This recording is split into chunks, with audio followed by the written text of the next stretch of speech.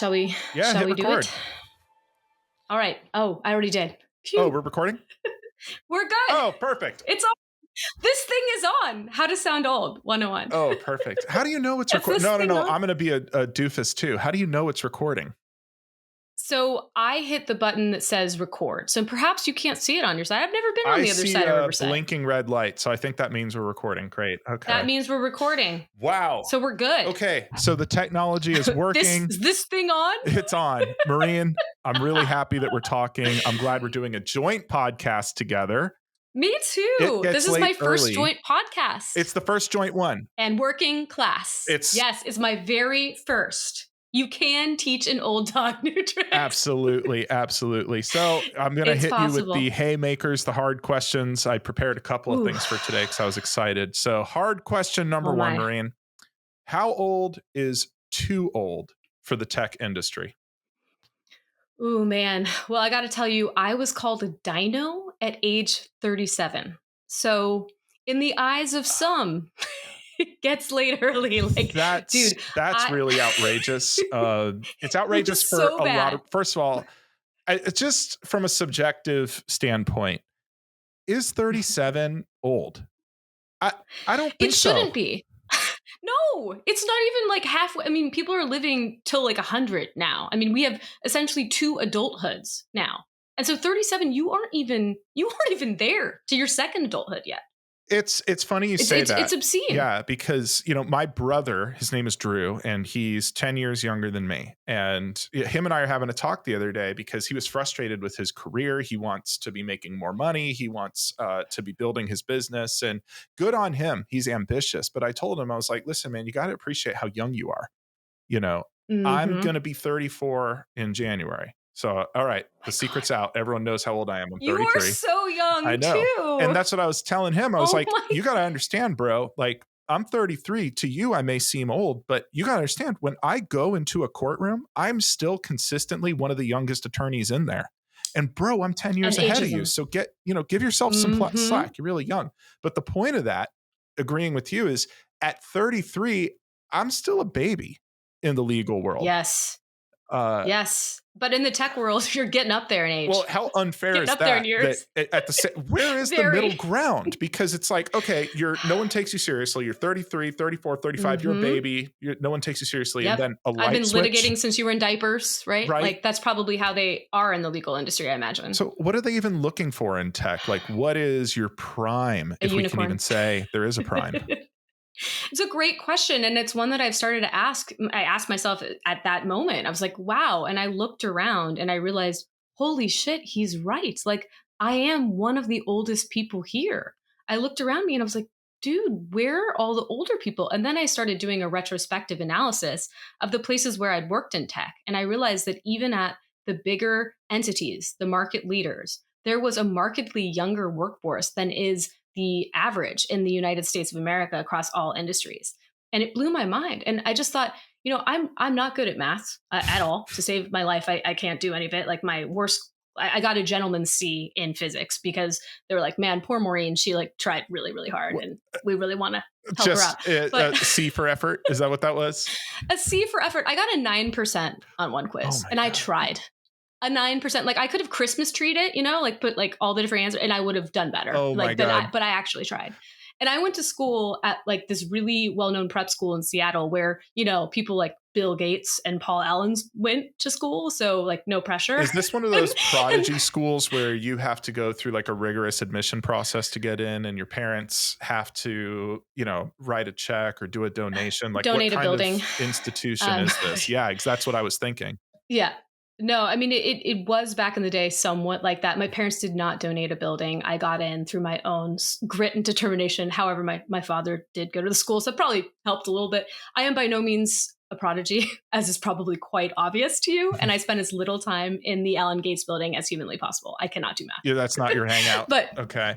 No, not my vibe. I thought I was an idiot until I got to college. Like I truly did, because I was around people who got 1600s on their SATs. That's a throwback because I don't think it's at a 1600 anymore, but that's a perfect score back in the day.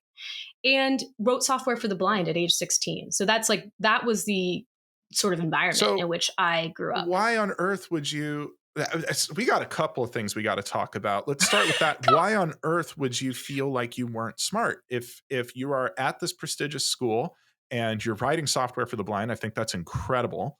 Uh, what I on? wasn't. Oh, you weren't doing that. No, no, I was saying that people around me Oh, were doing people that. around you were. Oh, okay. I guess I'd feel You're stupid like, too. Maureen, I thought you were saying, "Oh, I wrote software for the blind and I felt so but dumb." I'm I'm like, "How no, do you feel yeah, dumb?" It's like, "Oh, other people did it." Yeah, I guess. Is that what it was? It was like a yeah. comparison thing. Yeah. I mean, I think when you're in that sort of high achiever type environment, it's really hard to be compared to people like that who are prodigies. I mean, there were literal geniuses in my class. Is that And I was fine, but not great. And so I thought I was a joke. It was really not great for my self-concept, yeah, turns that out. sounds like it would be hard. I can see there would be an argument for, hey, this will push you to succeed. You're surrounded by really intense, really driven, really talented people. You could say this is good for a kid because it'll force them to level up. But at the same time, you could say this is really Mhm. bad for a kid because we've established a measure of success. It's get good test Yep. scores, write software for the blind by Mhm. 16, Check, check, check. which is Perfect SAT scores. kind of Yeah. unreasonable to, but I mean, is it Touch. positive? Is it negative? Is it somewhere in between? What kind of effect does that have on kids? I think that my self confidence would have been better perhaps if I hadn't been immersed in a world like that. But to your point, it does allow you to level up. Like I have fantastic friendships that came out of that. I know really incredible people. Mhm, I almost said professors because actually that would be really appropriate. My teachers mhm, were fantastic, and so I'm grateful for it nonetheless. But it was it did really make me like I somehow survived it, and I made my way by being like the culture ad. I mhm. was the person I was an athlete and I did musicals and I had all these other things going on. It wasn't just purely academia for me because it couldn't be. But it I really do wonder, as I have my own children now, I'm like, Mhm. I'm not sure that I would want them to be in that environment unless they truly wanted to be there. But there's just getting back to the point of this whole podcast that I'm doing, right? It's like there's this obsession with youth and this Mhm. decision or this like societal expectation that you have to achieve really early and that the clock is ticking. Your own brother saying he can't believe he's not farther in his career. He's 23, Yeah. 23 years old. Like we have this haste with which we're like running through life to this, just totally absurd. Like I don't even know what these barometers are and why we have them. Mhm. Like why do we have to keep on hurtling through space to some pillar of achievement that's like I just don't. It's very frustrating to me because why are we participating in this sort of a society where we have these bizarre expectations? Yeah, it is bizarre, and I think you painted a concerning picture where there is this obsession, not just with youth. I mean, I think pop culture wise, there is an obsession with youth. Um, there's very beautiful, very talented people out there, and the minute they hit 40 or 50, the headline is no longer like, "Oh, look how stunning Jennifer Aniston is." It's, "Oh, Jennifer Aniston still has it at 50."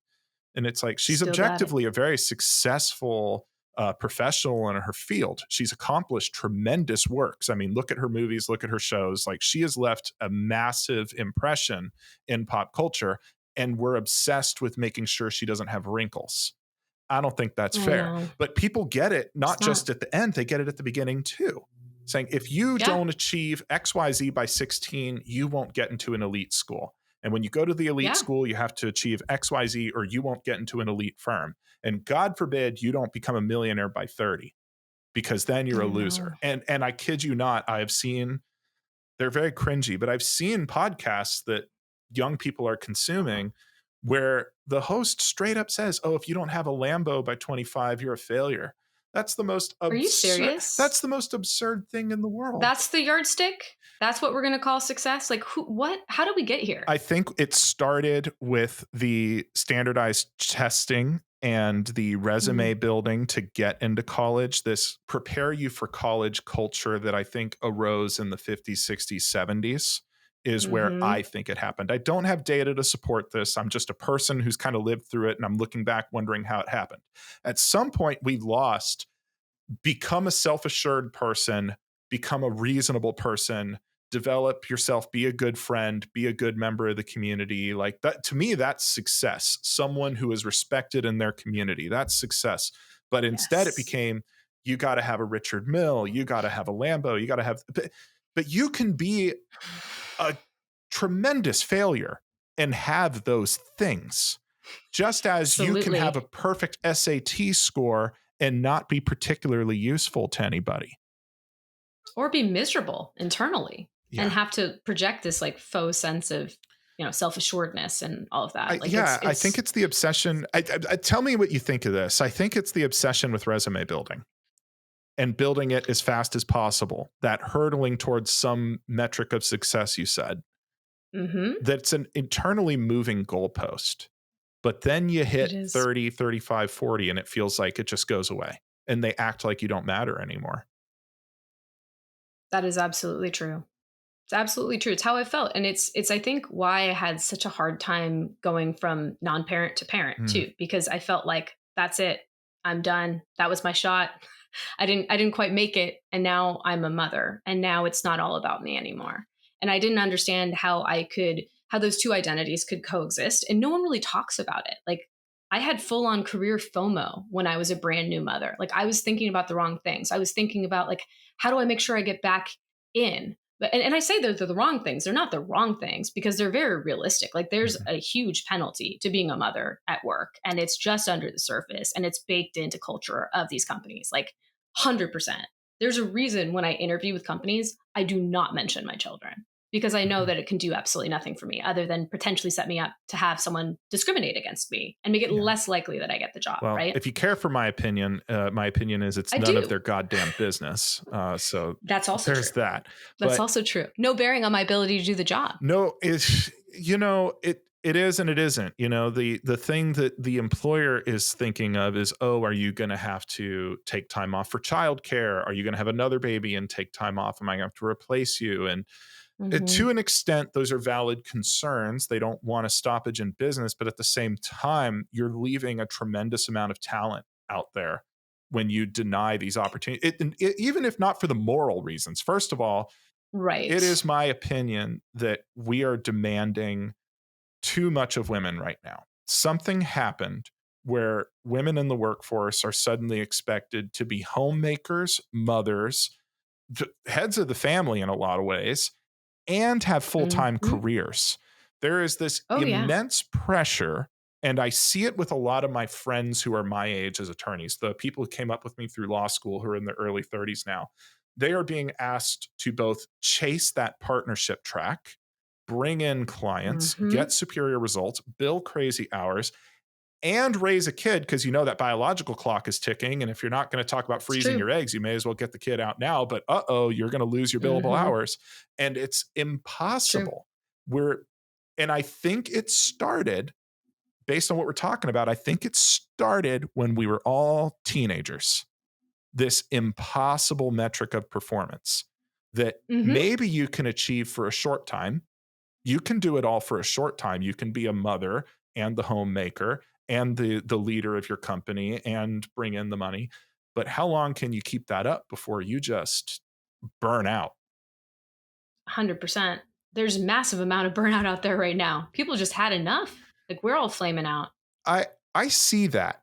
What are you seeing? I mean, you're in Seattle, you're in the tech scene. When we talk about burnout, I think it looks differently everywhere. What are you seeing?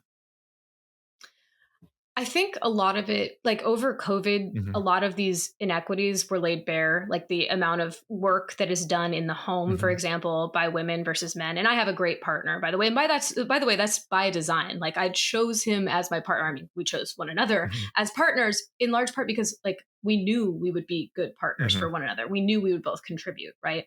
But I think that there and it's a complicated thing, but during COVID there was a lot more that ended up shifting to the burden of women at home. mhm. And Eve Rodsky does a lot of really good work on this. Do you know Eve? she No, no, she who's does this this? work.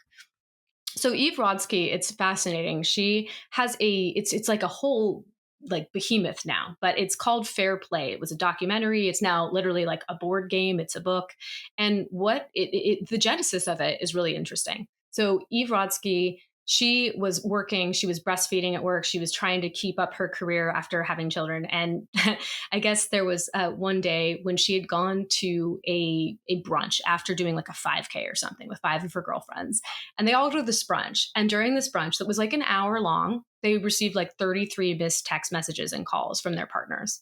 And all of the questions on those texts were like, hey, does Timmy have a birthday party today? Where's the Ah, present for the birthday party? How do I get there? Do they need to eat lunch? Like the most absurd, like, can't you just keep our kids alive for a couple hours while we're gone? it Like seems like there's common sense just should have this caught some of those. right. It Yeah, if feed the kid, exactly. it's a good start. Feed the kid.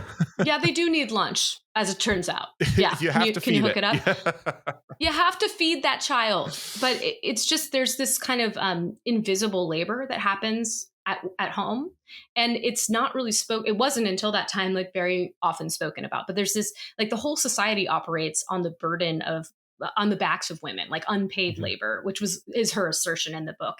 And so it's not about pointing fingers, it's about calling it out and trying to make it more equitable and having conversations about like here's this task that needs to be done and here's that task that needs to be done and how are we going to divide and conquer on this, and just making sure that it's a little bit more evenly weighted on both genders. So Wow. that's something that I think is really impactful, and I think it's very hard to have that conversation in a way that doesn't make people defensive. And so that's the struggle. Like you want to come at it as like a team sort of oriented discussion, not like a pointing fingers.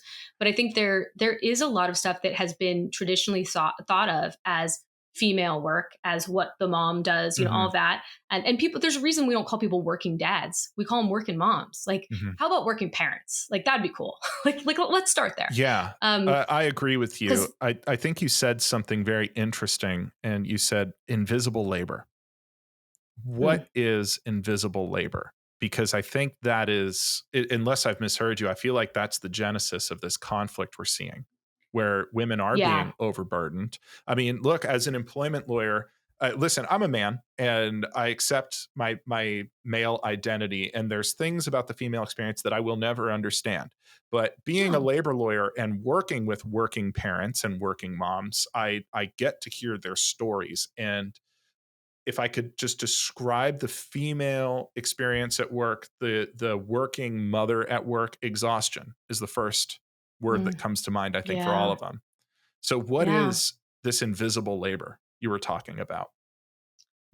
Well, I think it's really things that people don't think of as work, right? Mhm. So for example, the expectation that you would get a gift for Timmy's friend's birthday party on the That weekend, you would like get it, that that would the fall, dad wouldn't. yeah, that I as the woman would organize that. That I would have the social calendar all together. I've gotten in a little tiff with my husband on this in the past. Like, where's our Christmas card? Why haven't you gotten the? And I'm like, why is it my job to get the Christmas card? And those are kind of smaller things, but domestic duties, that sort of thing. Like, hey, you know, doing the dishes, doing Mhm, the laundry. Like, very often that does fall on the woman's shoulders. And that I think is just kind of a throwback, like hallmark of yesteryear, where that mhm, was the societal expectation and how we had our gender roles in the home. And you could flip it on its head and said, well, the guy is probably responsible for home maintenance and that kind of stuff. But what Eve did in her book and in her work was she kind of lined it up and she interviewed so many couples and really kind of laid bare the inequity mhm, and the division of labor and how much more free time the man had than the woman had. And it was really mind boggling. Like mhm. it really was very, just like weighted poorly. Oh, Yeah. well, I gotta check that Disjointed. out. I'm curious about this Yeah. board game. I wanna see what that Yeah. looks I know. like. I'm like, I Uh haven't gotten the board game, but I did watch the documentary and it was great. I'll And I need check to it read the out, book. and I think that it Yeah. leads to an interesting discussion because historically, the division of labor was, I mean, we think of the classic 1940s, 1950s image Exactly. of the perfect home. I'm doing air quotes for anyone who can't see me. The image of the perfect home. Yeah, dad worked at a company. He was a company man. He did his 30 years at the factory or the office, whatever it Hmm. was, and got the money, and then if Yep. something broke, then he would fix it at the house. And mom raised the kids, made the meals, did the shopping. Yep. Is that fair? Fair is so subjective. I think Yeah. maybe it is. I do not like that there is Maybe this then it was. expectation that dad is almost expected to be aloof and not involved with his kids. I think that's a recipe to raise Yeah, a lot of broken people. But at the same I time, I think agree. it's unfair that mom is being relegated to the home and saying, this is your domain and you don't Mhm. leave here. I think Yeah. both those And now we have the expectations are choice for that unfair. not to be the What case. was that? I think that's I think that now we have a choice, right? And actually, I say we have a choice, but the reality is, for the most people I know, a two household income is not a choice; it is a mandate. Like, it is very hard to hack it without two incomes. It's not the way it Mhm. used to be, It's where you could tough. have one person stay home. I It's really make tough. substantial adjusted for inflation. I was doing an exercise the other day because I was talking to my partner and we were like, it is quality of life really this much harder? Because we have a good quality of life. I'm not going to pretend. Yes, I own a law firm and I do quite well. But I was looking and I was like, adjusted for inflation, I make substantially more than my parents did at my age. Mm, But interesting. That's we're great. I'm glad noticing to that, hear that. well, my home isn't even half the house that they had. You know, uh, Interesting. there's just things that are harder for us than it was in the 90s, It's in harder the now. 80s. It is It's, harder. it's And I harder now. think that's what It people need to is. recognize is the income requirement to raise a family and the work requirement expected of people. Like, you can't just tell people, "Oh, well, your husband will take care of you." It's Mm-mm. just that's such an unreasonable ask, I think, in 2023 going into 2024. Right. But we And then can't when just you tell think people about don't it, I'm work. sorry. We can't just tell people, No. oh, what is the answer here? I don't know what we change. Right. I don't know exactly what the answer is either, but I do know that the cost of childcare is so extraordinarily Hmm. high now that, especially when you consider the fact that there's a wage gap between men and women already, Hmm. when you're doing the math and you're looking at that spreadsheet and and you're trying to decide who stays home, well, if the woman is already making less money and biologically has to deliver the child and all that stuff, like, more often than not, it's going to be the woman who stays home, right? Yeah. Which just makes it perpetuate. So we need childcare options in this country that don't cost your mortgage or Whoa, more. whoa. Isn't And that communism? Isn't that sounds like, come on, we can't have socialism and communism. God, Where's your I don't know, but let's responsibility? Where's let's. your bootstraps, Marine? I know it's really it's the American dream, right? Yeah. Like, I should be able to just hack it all together by myself, Uh, by my own bootstraps. You're right. yeah, I made a thread the other day because Twitter's dead. Let's not pretend it's not. Twitter's gone. I I made a don't thread. know. Elon seems like such a good dude, though. We should just talk about that one later. Yeah, It's just X is yeah, falling apart. That's my opinion. I yeah. think the app is useless for creators. As a creator, I feel qualified to say that it is no Hmm. longer a friendly place for creators. I don't even want to be on X. But anyway, that's a whole other thing. I made a thread the other day that kind of got a lot of attention, and I pointed out that the United States pays more for healthcare than any other country. And second place Jeez. isn't even close. Second place is Germany, Mm, and our average per capita spending is 40% higher than the per capita jeez. spending in Germany. Wow. Yet, what do we get for that? What do we Great get for question. all that extra spending? We do not have paid maternity leave. We do not have paid family. Some of the states have programs. California has some things, but they're tough to get there. We don't have paid family leave. We don't have childcare support. We do not have universal health care. We don't have single payer health care. If Mhm. I have a heart attack as I'm speaking to you, I'm probably Oof. financially ruined. I mean, God. what's going to happen to my income? What's going to happen to me? I'll just dig into savings Ugh. and what happens to my family.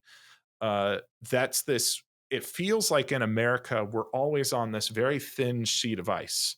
And if things Yep. don't go just right in our careers, that sheet of ice collapses. You have a stroke. We don't have a plan Yep, B. exactly. You get over 40 in tech, like, like, you get older. And that's the other thing is people get into 40 and for the first time you think, okay, like I still feel young, but I'm definitely not a kid anymore. Because next step is Mhm. 50, 60, and I need to start planning for how does this end? I'm not going to Mhm. work until I'm 70, ideally. Yeah. What do I do? And I think one problem with the United States is we just do not take care of each other. This I agree. country is really good at blowing things up. I mean, we're the best at that. Mhm. We can make stuff We explode real are. good. But when it comes We to, win. hey, and And the nerve of people to say, oh, why are birth rates so low? Well, it's because people just don't have morals. Like, no, it's I getting can't really believe that's an hard. argument. Uh, It's like fucking expensive to have kids, for example. Like, are you kidding? it's becoming a status Jesus. symbol. It really is. Yeah. Oh my God. I've never heard that before. Having children as a status symbol. I've Wow. I've Used to be like your moral obligation as a woman to like churn them out, right? Well, that's, we were talking Now about it's a Elon. He status was saying symbol. something to that effect, and he Yeah, caught some heat for it, he's had a rightfully few. so. Oh my It's dear God. tough right now. So here's the facts. The facts are our country, for whatever reason, doesn't take care of families the way it ought to, and it doesn't take care of working people the way other developed nations do. Those are the facts. Right. So we have to work with what we have. We don't Mm-hmm. have the financial support. We don't have the social programs, but we do have at least some laws. They're pretty bare bones compared to what other countries have, but we have some laws. We have some We do. rights. We talked about age. We have the Age Discrimination and Employment Act, the ADAA. We have Title VII of the Civil Rights Act. So when you hit 40, something magic happens. Now you're protected from age discrimination, in theory. You know, thank you for saying the in theory part. I Mhm. feel like what that act has done for me is protect me from unsolicited emails from recruiters since I turned 40. Because I'm not kidding. Like, and I'm so fortunate to Mhm. be able to say people would reach out to me all the time and say, hey, you should apply for this job. I'm a recruiter for X company. Please apply. They fell off a cliff after I turned 40. And that didn't seem like an accident. And yes, I know the tech is like not great right now. Mhm. There's been a ton of layoffs and it's not ideal. But there seems to be more than a correlation there. Like, I'm like, There might this, be. And you do yeah. have something there. The layoff situation in tech is crazy. Mm-hmm. As of the recording of this podcast, earlier this week, Spotify let 1,500 people go. Did I get that right? I think it was about Mm-hmm. 1,500 Yeah, that they cut that's what loose. I read as well. And Mm-hmm. Spotify is not a profitable company. They aren't reporting Yeah. record profits, but they did report better than expected earnings. Typically, when you have an earnings beat in a publicly traded company, that's a good thing. Investors get excited. But Typically. Spotify just cut a big portion of its workforce. So, Yeah. you know, And that's on top of other cuts they did earlier, I believe, this it was year. their third round of cuts too. So what we're Jesus. seeing now is even if your company is doing better than expected, even if your company is doing well, your job is not safe. Even if you work hard, your job is not safe. So this Yep. myth that, oh, haha, go learn a skill. I see that in my comments all the time. Like I you're bet. people, a certain TV host basically accused me of pandering to people. And I strongly disagreed with Mm. that because if everyone does what the right is telling them to do, go learn a skill, go work hard, do your best, they still do not have any basic security. No, none.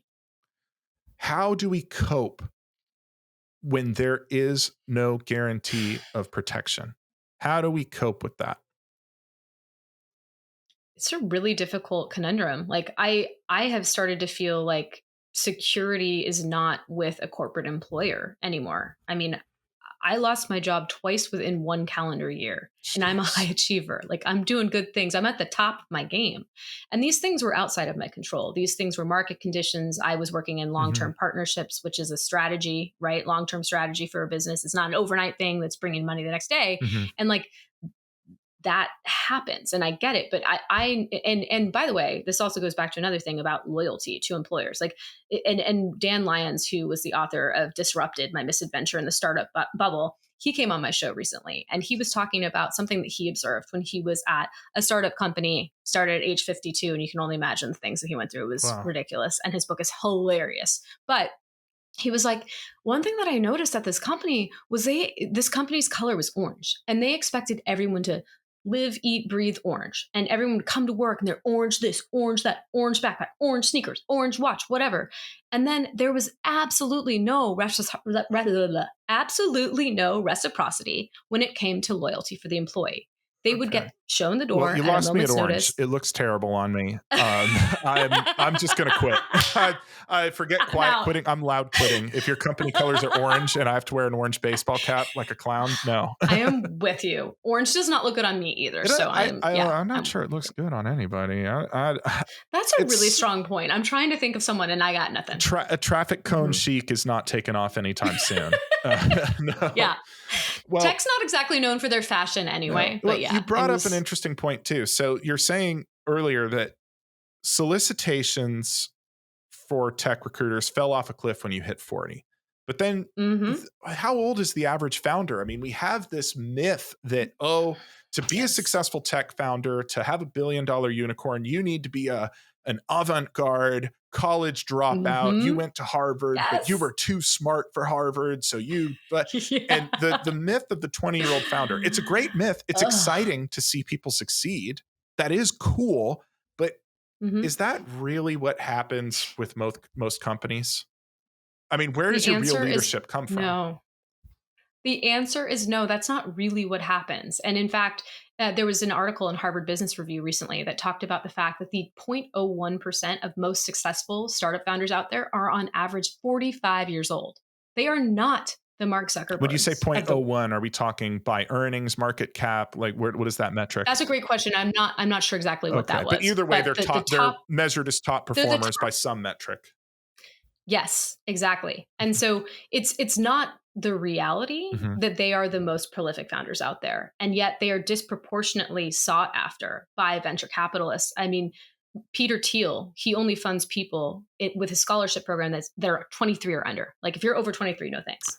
Paul Graham, the founder of Y Combinator, he used to say, "Hey, if you're over 32, investors get a little bit skeptical about investing in your company." That's And so Mark weird to Zuckerberg me. famously said, it's insane, but Mark Zuckerberg famously said, young people are just smarter. And now he's almost 40, so I wonder how he feels about that. But it's like, what are we doing here? Like, why have we decided to discount experience? And I think that to me really underscores how much we have within our own internalized ageism this societal expectation of progress like happening super fast. It stresses all of us out. There's, I mean, gosh, the suicide rates of young people these days Mhm. are so bad, and it's like this immense pressure mounting on everybody. It's just bad for everyone, and it doesn't allow for us to grow in the way that we all do just naturally as humans. Like I've pivoted a million times and Mhm. I'm better for it. Like I am the best I've ever been now. Like it's all a lie. I I agree. I think that pressure is there. I don't understand why a venture capitalist would invest exclusively in 23-year-olds. Um, as a 33-year-old now, and I reflect on who I was 10 years ago. 10 years ago, I was still a firefighter for Cal Fire. And I Oh, I did want to that hear about job this. well. And I'm very proud of the work I did. But if you were to hand me a check for $100 million and say, go build the next great thing, um, you're not going to see that money again. I'll try. I would try. And I'm not saying I would do anything unethical with it, but at Yeah. 23, you're just everyone develops differently, and I'm willing to accept Yes. that perhaps I was less intelligent, perhaps I still am less intelligent, perhaps I'm simply not worthy, but I'd like to think that I am at least average.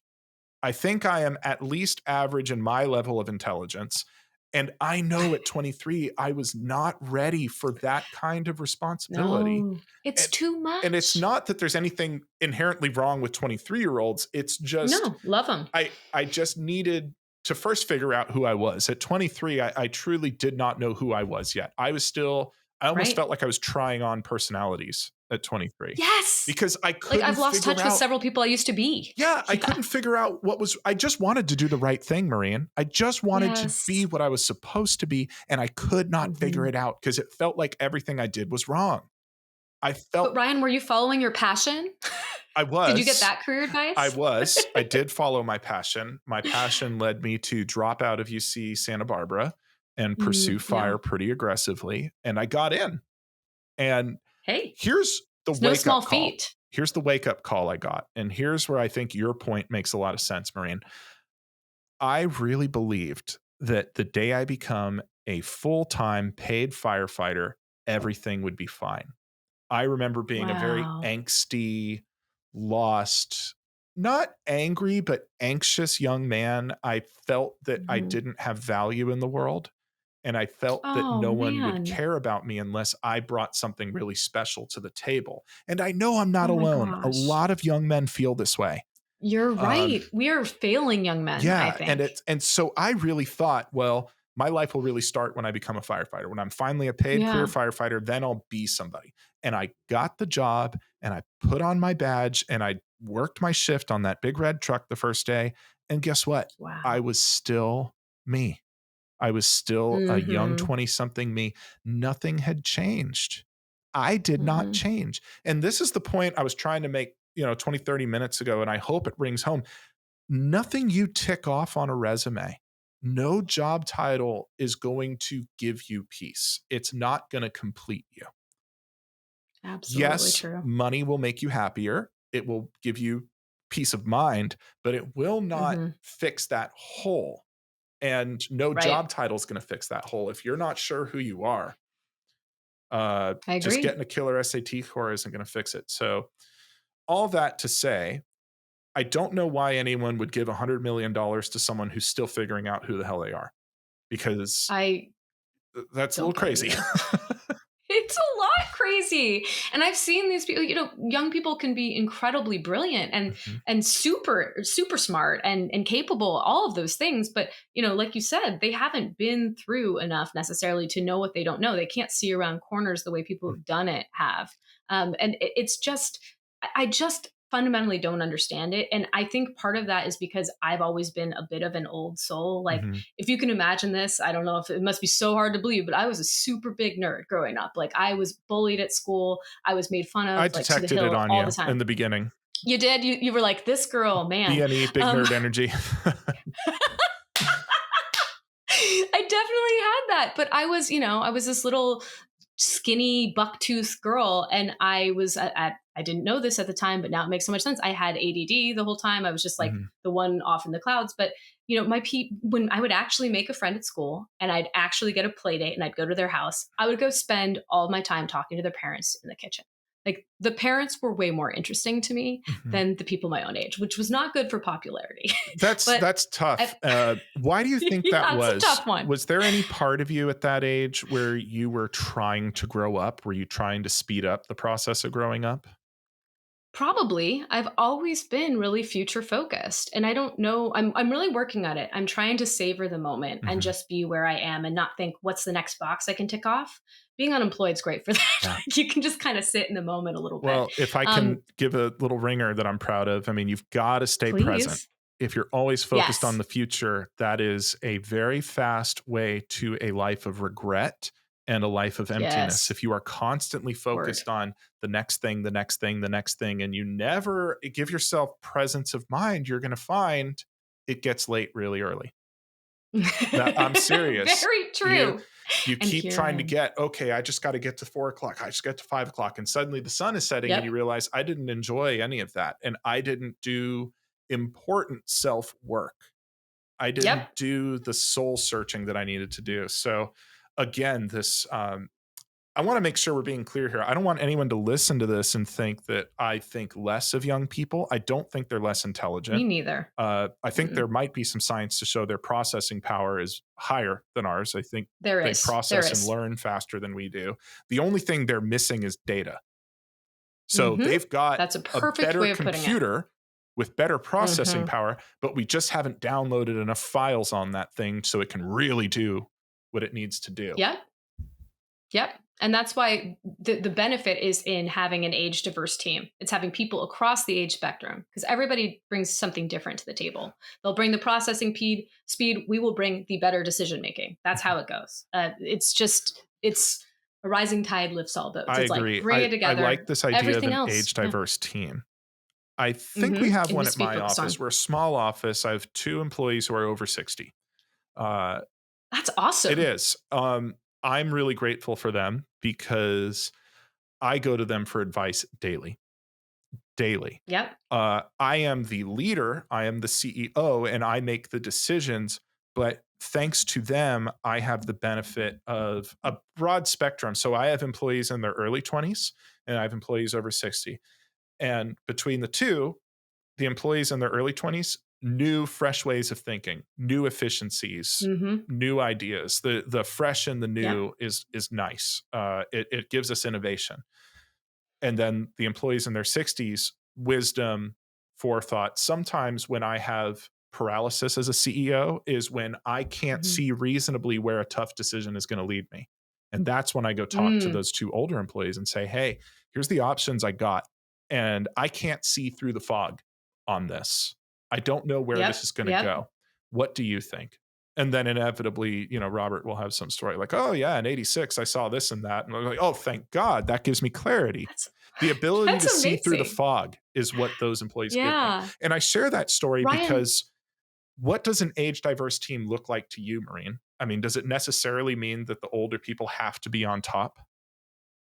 no, absolutely not. I think we need to make room for them across the entire organization. And that was one of the most disturbing things that I saw Mhm. and that I have seen in the research that I've conducted on this subject is that there is a noticeable absence of people who are of the older demographic lower down the org chart at these companies. Mhm. And that's concerning because there's supply and demand. Like where do these people go? Do they like disappear? Like Mhm. not everyone's getting rich off their options. Like I'm sorry to break it to you. Like not Mhm. everybody gets all the glory and the gains of these IPOs and all these other acquisitions. So it really concerned me when I started thinking about, okay, well, if I don't, I felt like if I don't make it to a certain rung on that ladder Mm, before I thought like maybe 40, I would just be pushed out entirely, like shoot. up or out. That's And so, quick aside. I think you might want to get a little closer to your mic. You got quiet on my, oh, yeah. sure. No, just little thing there. Uh, but no, Thank you. that sounds almost like you're racing a clock. It almost sounds like you're Yeah. saying you get into tech early and then you Mm-hmm. are racing for that corner office because God forbid you're Yeah. not in the C suite or at least on the executive tier or higher management by the time you hit 40. Mm-hmm. You've suddenly Oh, yeah. become a pawn who's outlived your usefulness. I'm not saying that's how it is or Yes. should be, but that's how it's perceived. Right, right. It is, and it's how people. I mean, this is how people operate, and in this world, and so there's even more hysteria. And when you think about it from the perspective of you want employees who are there to deliver on the company mission, Mhm. you actually have to recognize that people, if that's the environment where people have to go up or out, people are thinking about themselves. They're not thinking about the best outcomes for the company. They're thinking, how do I one up one another? Right. And I've seen this in action at some companies where I've worked, where people kind of hoard information Mm, and they have this tribal knowledge that they don't want to allow to get outside of their purview because they know that that's their bargaining chip. And so people being very self focused, it makes for worse outcomes for the team. So I mean, this has like a bad effect on actual business outcomes this too. there you go with that Not communist talk again, Maureen. Don't we need to elevate our that's top hilarious. people? Isn't cutthroat competition the best way to innovate? It's America, eagles flying, all that stuff. But I say it, that it really facetiously. it's some. I'm just throwing out I what the figured. I opposition might say figured. because I agree with you that cutthroat competition is not great. I remember in the fire service, I'm not going to out him, but there's a particular firefighter I worked with who was very much like that. He wanted to show that he was the Yeah. hardest worker, the most knowledgeable, the best. And I remember he would intentionally undercut his fellow firefighters. And Yeah. that was a big problem because 90% of firefighting is very mundane. The average person thinks, oh, Mm. heroes, Hollywood. I'm here to tell you today that's not the case. 90% of firefighting is very mundane, repetitive stuff. But that 10% gets very dangerous very fast. And you Oh cannot yeah. have a team that does not trust each other. You get to a Exactly. point where you need to trust your life with a person who, for weeks or months before that really intense situation happened, has been undercutting you. And Oh man. even if we take any desire for revenge or pettiness out of the equation, the idea is if I go down this rope, if I go past that bridge, if I go into the woods here, is this person going to watch my back? Am I going to be safe? Yeah. That's an extreme example, but I think it Totally. comes through in the corporate world too. I think it comes through in It any job. does. Yep. Psychological safety is huge. Absolutely huge. What does psychological safety mean to you? To me, I don't want to say it's like you have to bring your full self to work, like be fully yourself and fully authentic. Like, I just don't think that's really possible for everybody. I think it's unsafe for some people and it's safer for others. Hmm. But psychological safety for me is like, I trust my manager, I trust my leadership to Hmm. do the right thing and to do right by me and to make the right ethical decisions. That's what I view as psychological safety. But it means something else entirely when you're talking about like life and death situations, when you're talking about Well, firefighting, yeah, I right? don't. I share that because I think with an extreme example like that, we can see the stakes a little more clearly in ways that maybe don't. Yeah. Maybe we take No, it's a our great day to day for example. granted, and it's like, well, let's show you an extreme Mhm. example. I understand that most people are not asked to do life threatening things, um, but looking at The Not in tech, Office, I at least. think an example of psychological safety is someone makes a mistake, and the Mhm. company has to launch a full scale inquisition to find out who made the mistake because everyone is so Mhm. afraid of showing weakness or afraid of their own Yep. management that they will die before they admit that they Yeah, didn't yeah, send that yeah. email or that they didn't do that That's form. And that is catastrophic. I think, not to toot our own, yep. but one thing we've done very well at Centurion Trial Attorneys, my firm, is that there is a big difference between fault and responsibility at my firm. I don't care I whose like fault that. something is, and I have never. Yes, that's true. I have never had an employee hide a mistake from me. It's never That's happened amazing. because It's even if, inconceivable to me. well, look, mistakes happen. We're a They do. business, and it's adversarial too. I mean, our defendants don't just sit there politely while we extract money from them. They fight back when things happen, you know? Yeah. Um, and and I make mistakes too. Yeah, we're And the human, truth be as it turns told, out. most mistakes can be fixed. I have yet to Yep. have anyone make a mistake that could not be fixed. Worst case scenario, you're embarrassed temporarily. Um, Yeah. but the mistake would be 1,000 times worse if people hid it or played political games to Oh, pin it on yeah. someone else. Have you seen that in tech? I mean, Oh my god, what does that yes, look like from absolutely. your experience when people are afraid to at least admit that something went wrong in their department? I think there's a lot of just your typical finger pointing. There's, like all these defense mechanisms that Mhm. abound, and there's looking at this department. And I have seen in a couple occasions people rise to the occasion and do the right thing too. But especially when it comes from an external source, like it's a client saying, like, Mhm. I didn't like how this happened. Like those are the moments when you find out whether you can trust your leadership. So I remember one of those times happened when a client said something truly absurd. I don't even remember what it was, Mhm. but it was really outlandish and it made no sense at all. This was like 12 years ago or something. Mhm. So I'm ancient, remember? So I remember this email coming in and being like, oh shit, I'm going to get in so much trouble. And so is this other guy who somehow we failed them in some way, shape, or Mhm. form. And my boss stood up and was like, we support our people. We're sorry you felt this way, which I was my favorite, like cop out Nice. apologies. Like, we're sorry you feel this way.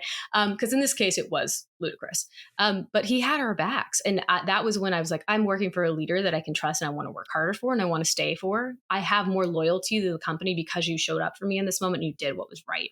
So I've seen it in that regard, which is I great. love that. I've also That's a good seen flip. story. What Mhm. was that? I didn't mean to step over you. Oh no, no, you're fine. I've also seen the flip where people are just trying to skirt responsibility for anything that's gone awry and pointing fingers at other departments, and it's really nasty. And I've seen it.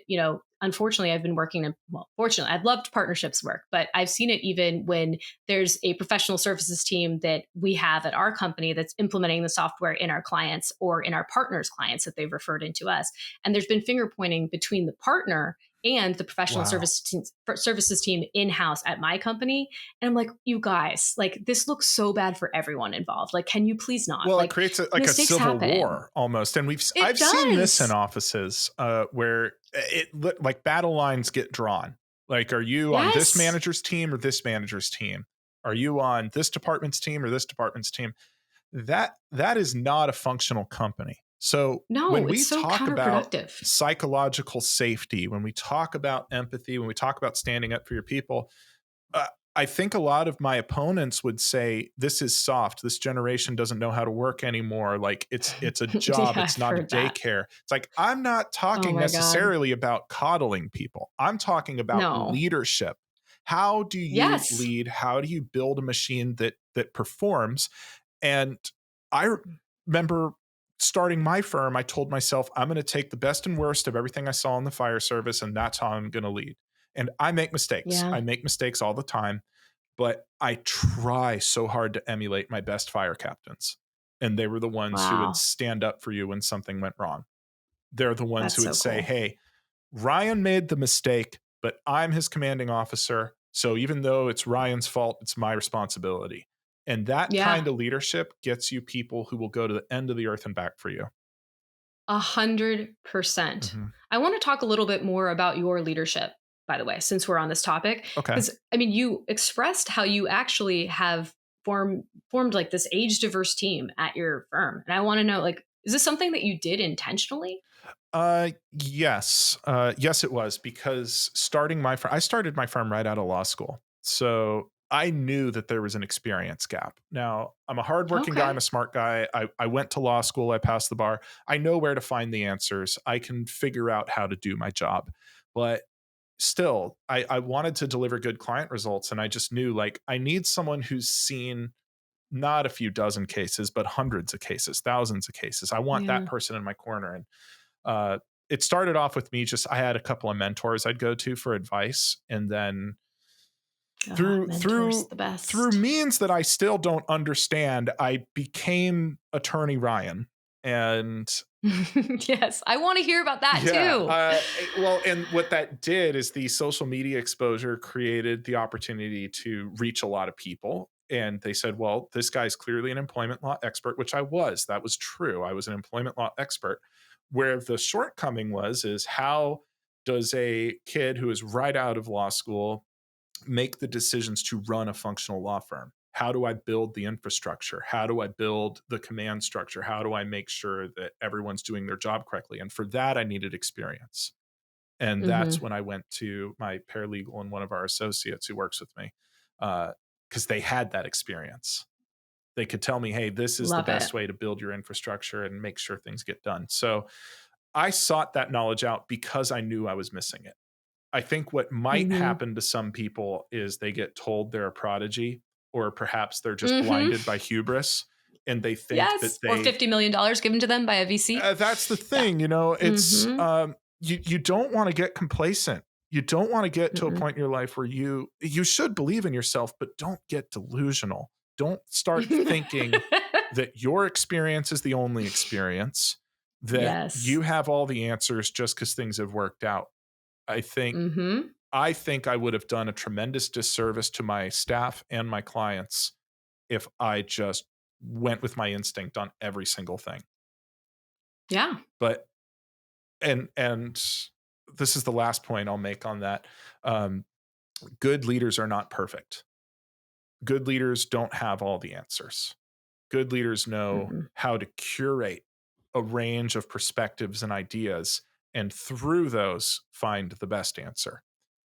There's been this myth, I think, and I call it the myth of the demagogue. I don't know if someone else coined that, but it's just coming to me now. The myth of the demagogue, where we're supposed to have these all powerful figureheads of these companies who know everything, who see everything, who don't make Oh, mistakes. right. Maybe that exists one in a million times. But Yeah. that's not reality. The best No. leaders, and also you have to remember we're in the age of social media where that is a carefully curated image. Oh my gosh. Thank you for What saying you that. You're don't so Yeah, right. exactly. What you might see, here's Mark Zuckerberg, and for all we can tell, he's the most brilliant man in the world, and maybe he is. Yep. But if he really is a great leader, he probably has a really big cadre of advisors who is helping him Yes. make decisions in the back. And what he did right, I would presume, is he found the right people and knows how to use them. Uh, Yep. Yep. You don't want to be the smartest person in the room. You want to have the best team around you, right? Like that's what the best leaders do is they look for people who are going to level up mhm. and make them look good by association. The bad toxic leaders are the ones who are threatened by the people on their team who are actually doing good work, right? Yeah. And I've seen both in play. What do you think Seen both causes that? mentalities. Because if you're in the leadership position, one would presume that you don't want to run your ship into the reef. You want to, One would you think. want to, One would you would think. think, but Yeah, it's not we see it ideal. time and again. People get into those leadership roles, and it doesn't seem that leading is necessarily the top of their priority list. Right. Might be forming the best self image possible or whatever. I think the people who get in their own way are just ultimately very insecure individuals, right? Who Mhm. have to just puff up their chest and look like they're the man, right? Like that's a thing that definitely does happen.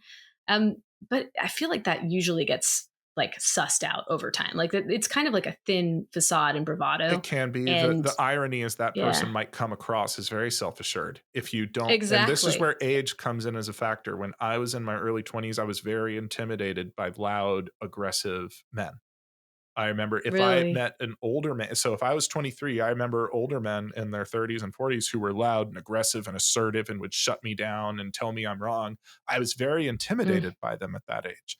But through yeah. experience, which could only be obtained by going out in the world and getting kicked around a little bit, Living. by Mm-hmm. not succeeding at everything I did, by not being Mm-hmm. perfect, by being bullied, by being the weaker person, by being walked over and having embarrassing, humbling experiences, I slowly learned that those people are just hiding an insecure ego. Yes.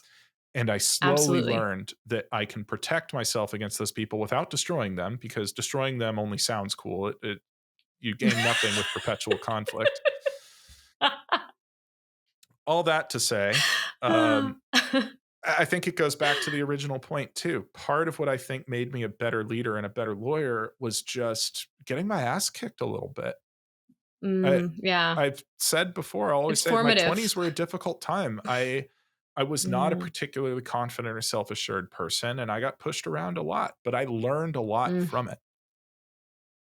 Do you think that's what brought you into employment law and workers' rights is having had that experience of being bullied yourself, wanting to stand up Yeah, for people? Is that um, what drove you here? in a way, yeah. So I have a book coming out, Ooh, yeah, I'm and excited it's to hear with a that. big publisher. They didn't give me an NDA or Congrats. anything. I'm really surprised about that. But yeah, I have a book coming out, and it's about your rights at work. And it's funny you asked that, Love because the it. book, I go through all the major rights you have. There's like 40 different topics I talk about, and like how to enforce your rights, how to talk to your boss. Here's the email you can send. Here's the law. Mhm.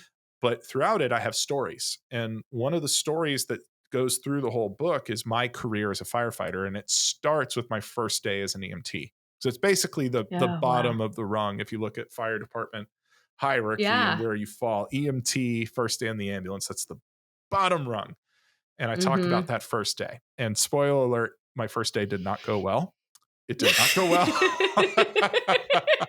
I was I can't wait to read immediately, this. I got in thinking I'm going to save lives. I'm going to bring people Yeah. back from the brink of death. This is going to be great. And that was immediately shut down. It was, Shit. um, Shit. but I talk about that evolution coming through the EMT and getting kicked around there and then getting into fire. And it was mostly good. I don't want to paint a picture that it was this horrible thing. It was, most of my fire career was fantastic. I miss it dearly. I think about it every day. Really? I really do. I do Wow. miss it. I do. But I did have some really bad bosses. Mm. I had probably, I'll let people read in the book. I have one boss that you'll meet who I call the worst boss in the world. And I Oh, tell the wow. story of Quite the how he title. physically threatened me and Oof. would, in front of other firefighters, try to humiliate me and put me down. Oh my god, that's the And worst. he was a very disturbed person. That's the thing. Hurt As a people hurt young people. man, I found him very frightening and intimidating. He had status. He seemed Mhm. self-assured. He was aggressive, and I was too scared to be aggressive because I was still trying to like make friends. Yeah. He seemed just so powerful and frightening and intimidating to me. And as time went on, I realized that the reason he sought me out to attack me the way he did is because he was a deeply troubled person Mhm. and I was a convenient target because he Yep. knew that as the low person on the totem pole, I couldn't bite back. It was a Yep. convenient, the way you might, hit a punching bag to get out some frustration.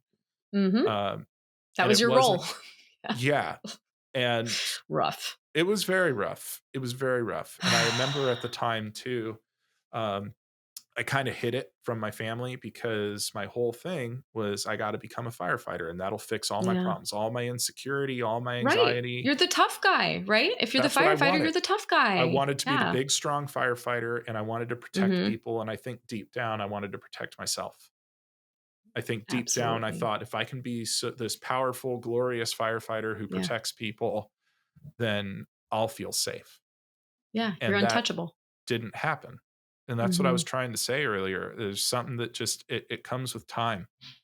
It Yep. comes with time, and no job title give it to you. But I remember I as I was starting to get bullied by this particular manager, I'm not saying his name right now. I say his name in the book. I don't know if the producers are going to change it or not.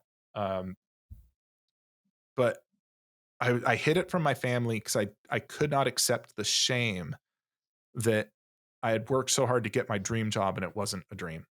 And I didn't have the answers and things weren't magically better. And I remember when I finally broke and told my dad about it, he was disgusted with me. Oh. He Oh my I gosh, still that's so think of it. painful. He told me I was a pushover, and Oh my gosh. it was tough. That's so damaging. I'm so It sorry. was no, it's fine. These are experiences that I think humans have, Mhm. and I don't wish it on anyone, but part of me wonders if you have to have these experiences. Yeah, You I I think don't know a lot of really empathetic people who don't carry some shameful moment or painful moment or something that they had to just get through, you know? I think absolutely. it's hard to be empathetic if you haven't experienced some of those things. Because how could you be empathetic? How How could can you? you You don't relate to know. someone who's been embarrassed and been completely cut down in front of their peers and Mm. treated like an outsider? Uh, the way that story ends, by the way, with the bully at the fire service, he got increasingly intense with me. He was, as I say, a very disturbed person, and I'll Yeah, say in the book what clearly. happened later. He actually caused a firefighter very serious injuries, and he Oh was my demoted. gosh. Yeah, he was a very troubled person, and I was not Wow. his only victim. Um, It's scary to think that those people get into positions of power, but they do. yeah, no, it is. There's a lot to be said about that. And ultimately, I Mhm. finally complained about it because we had a really big blow up at the station one day, and I just went to my captain. I was like, I cannot go into a fire with this guy because Mm-mm. I now believe, based on what he has told me, that he will intentionally let me get hurt.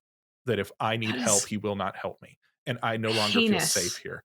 And it sucked because again, low man on the totem pole. The solution to that Yeah. isn't, oh, let's fire the manager who's making you feel this way. It's, well, we're just going to transfer you out of here because he's been here a long time and you've got the low rank, so we'll just send you. And what's so funny is How they do they sent not me. think he won't do that to others? That's what blows my mind. How do they not get that that's not a unique circumstance for you? Other people are feeling the wrath. Like, uh, come on. you're absolutely right, Maureen. I think it's a failure of the command structure, and I talk about it in my book for anyone who wants to see it.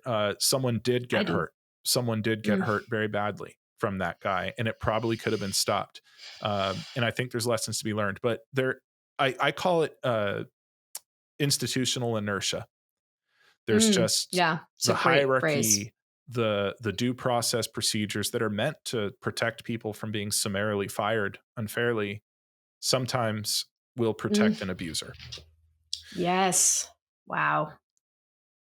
You're The way that absolutely right. story ends, by the way, is they sent me to a small station out in sort of northeast San Diego County. I'm not going to name the station just yet. It's in the book. And that station was totally freaking haunted. It was the most terrifying like Okay. 4 months of my life. I'm not a creepy, like, I'm not saying I believe in ghosts or spirits or anything like that. I'm telling you, it was an eerie, unnerving rural station. It was surrounded by hills, and coyotes would be up in the hills, and coyotes make the scariest goddamn noises you ever heard in your life.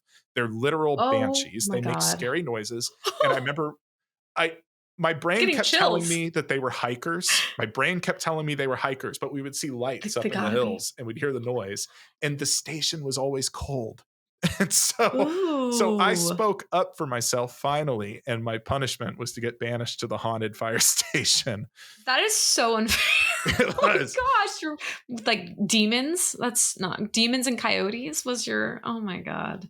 What Yeah, is wrong with this picture? I can't stand it. I I'm know, sorry. I know. You're It's safe now. You're safe now, Ryan. You're here. You're in a new world. You have thanks. your own firm and you're spreading the good word about workers' rights online, which is Well, as are amazing. you. I mean, that was my experience, and thank you for indulging me and listening to it. I I share it mean, because I know it doesn't necessarily make me look that good, but I hope people will say, Ryan is Makes you look okay. human.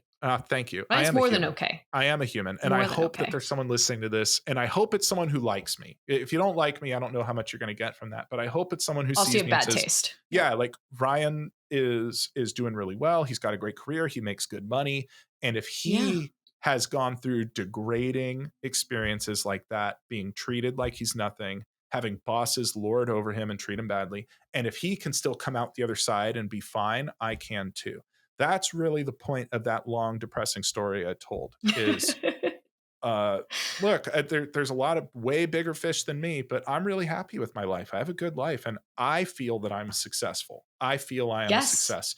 And I didn't get there overnight. I didn't get there before 30, and Right. I didn't get there without getting very thoroughly embarrassed by bullies along the way. Oh gosh. Well, I think it's a pretty unifying thing. Like, I think most of us have gone through some form of bullying throughout our lives at one point or another. And the fact is, we can get through it and it does get better. And over time, you learn that you can get through anything. Like, I wish I could go Mhm, back in time and speak to my younger self and be like, it's going to be okay. Don't worry about that person over there. You're going to mhm. succeed. You're going to make it. And that's what I hope that part of the message of this podcast is that, hey, you're going to have different chapters of your life and you're Mhm. going to learn different things along the way and you're going to pivot a million times. And I look at that, like, I think back to who I was at 23 and I don't recognize her. Like, I Yeah. can't even conceive of what was in my skull at that time, right? Like, I've changed so much, some for the better, probably some for the Mhm. worse, but like, I've evolved. And so there is something better for you over time. You will figure it out. Everything's not that serious. And now Mhm. when I'm freaking out about something, which, of course I freak out here and there, that's a human thing. But I try to remind myself and anchor myself in the knowledge that it's probably not going to matter in a year.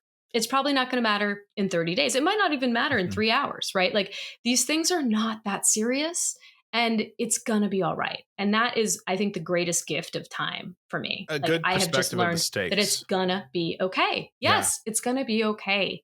So I think that's a really important message for people. And I'm sorry you went through all you did, but I think it got you to where you are, to your point. And now, I mean, you are out there talking about really critical elements of work for people that are impacted on the daily. And people don't know what they don't know. I'll use a great example. In one of your videos, you talked about the concept of someone not being able to talk about their pay, like it being a Mhm. fireable offense. And you basically expressed that that's not true, that it's Mhm. actually fine. You can do that. And I thought, wow, well, when I was, 20 something and working at Bloomberg in New York, they told me that it was a fireable offense to talk about my pay. And I happen to know because, shocker, I talked about my pay with people behind the Mhm. scenes. I found out I was being paid an absolute gross amount less than some of my peers. And I knew I was doing better work than they did. And I knew that I couldn't bring it up with my boss because I would be fired because it was not okay. Well, it turns out I just needed the information that you have, right? And I didn't have access Mhm. to it. And so you're democratizing access to this legal knowledge that I think could be really instrumental in people's lives and make a huge difference. So I'm just loving everything that you're doing, I getting that appreciate that, message out. Maureen, and thanks for sharing that story because there's something to be said. Every time I make one of those videos about it's the National Labor Relations Act, 29 United States Code, sections 151 through 169. That's the NLRA. It's not a new law. It's been around since the Roosevelt administration. Um, Damn it. and I it was like, did I just not know? Oh, man, was it just not about? No, it was there. No, it's been around this whole time. And Damn it's it. specifically, and now some people, I gave you the citation, you'll look at it and you'll come back and comment and you say, oh, Attorney Ryan is wrong. He's a fraud. It doesn't say anything about discussing wages. You're right. The law is statutes interpreted by court cases and administrative hearings that interpret the statute. What the statute protects is concerted activities for mutual protection and welfare.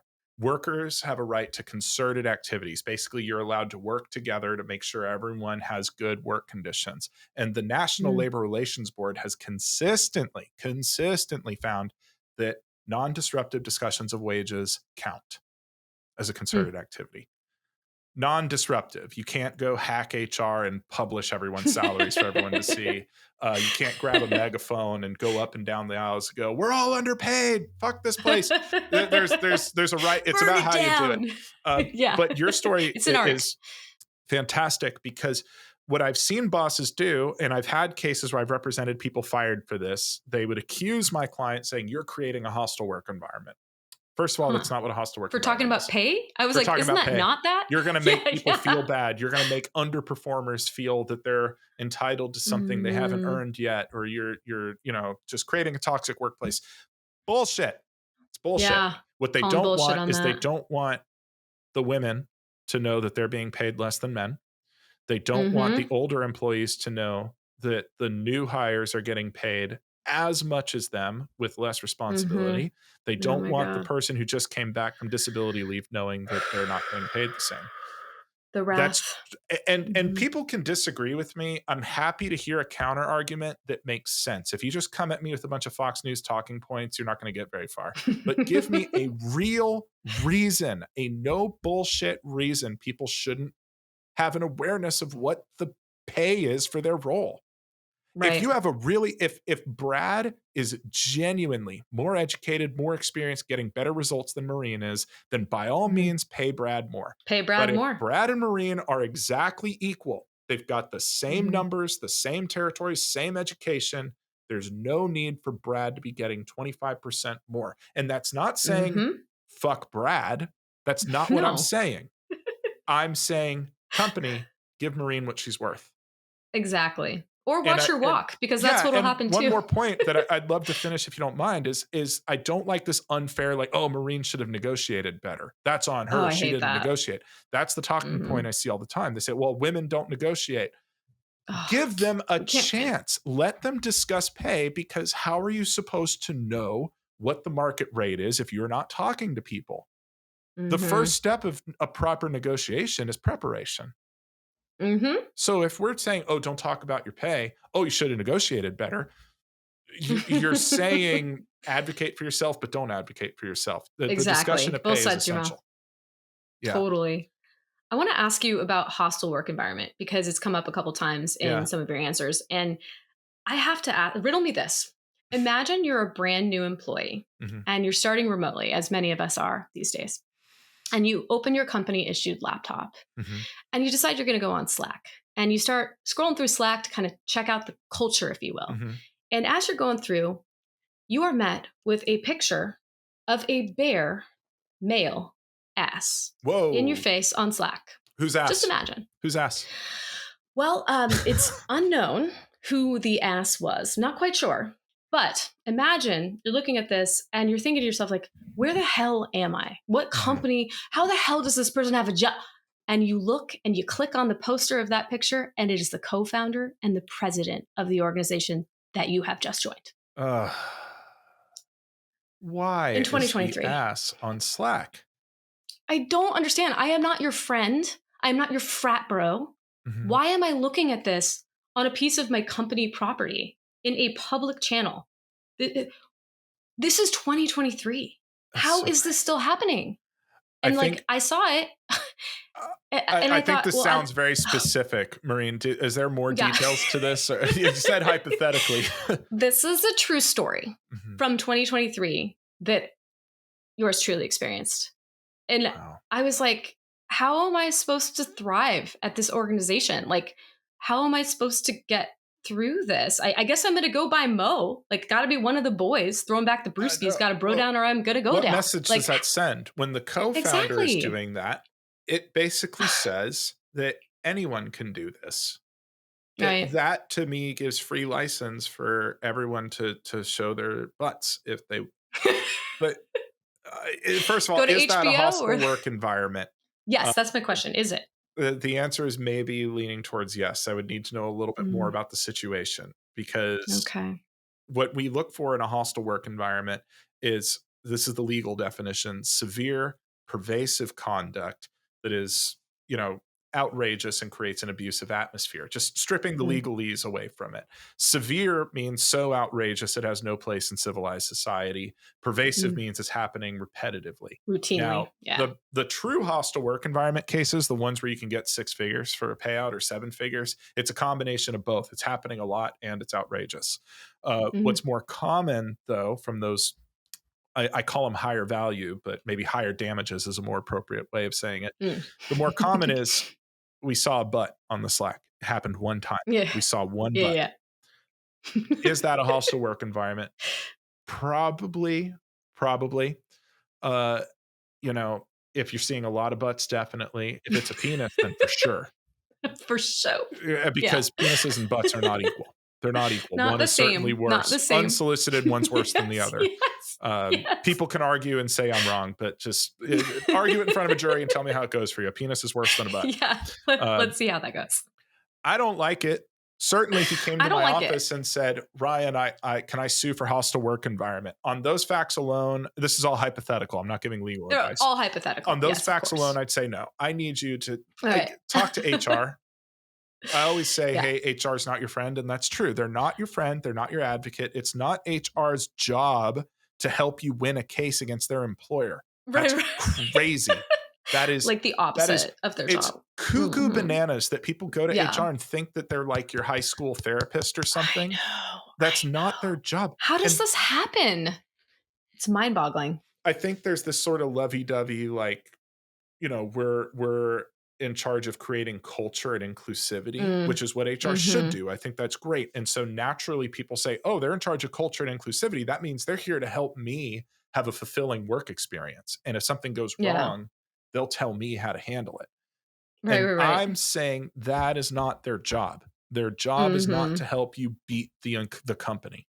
That's insane Right. that you would expect them to help you do that. But that said, they are still the first contact. You need to say, listen, I logged on to Slack on this day. I was going through the messages to get caught up, and the co founder's butt is on there. This is Well, I want shocking. to be clear. It Go was ahead. not the co-founder's butt. It Mm. was a picture of someone else's butt posted by him. He was in the photo, standing Oh, next to the great. butt, Okay. but So it the was co not founder his posted a butt. butt. He put a butt in the Yeah. Slack, and that made me feel Yes. It's so uncomfortable. ridiculous. And, I and was if like, I don't like this. yeah, if I was advising you, I'd say, Maureen, here's what I say. Tell HR about it. Tell them what you saw, where you saw it. Save a screenshot or something because it's going to Mm. magically disappear. I promise you that. And then your solution is It saying, never listen, did. can we do some training on this? Because this is just not cool. Now you've made what's called a protected complaint. You've made a Okay. protected complaint about, we would call that hostile work environment, sexual harassment, even though it's just one picture. Just one butt. Other attorneys listening are going to scream, it's not severe or pervasive enough. I know, nerd. I get Yeah. it, but we're doing the right thing. We're making a protected complaint. And And I'm not then, suggesting this is, yeah. yeah, well, and then you keep that because maybe it's a hostile work environment, maybe it's not, but you've made a good faith complaint of, Mhm. this is Please don't sexually show me a offensive to butt. me. Yeah. Now, It's if HR ridiculous. turns around and says, that's very interesting. Guess what? We got a bunch of customer complaints about you and you're fired. That is, we all know what happened there. You weren't Yeah. down to look at butts and now you're fired. It's not fair, and we call that But, retaliation. exactly. And like the temporal proximity of my complaint about the butt and the decision, the adverse outcome, right? Like all of that comes into play.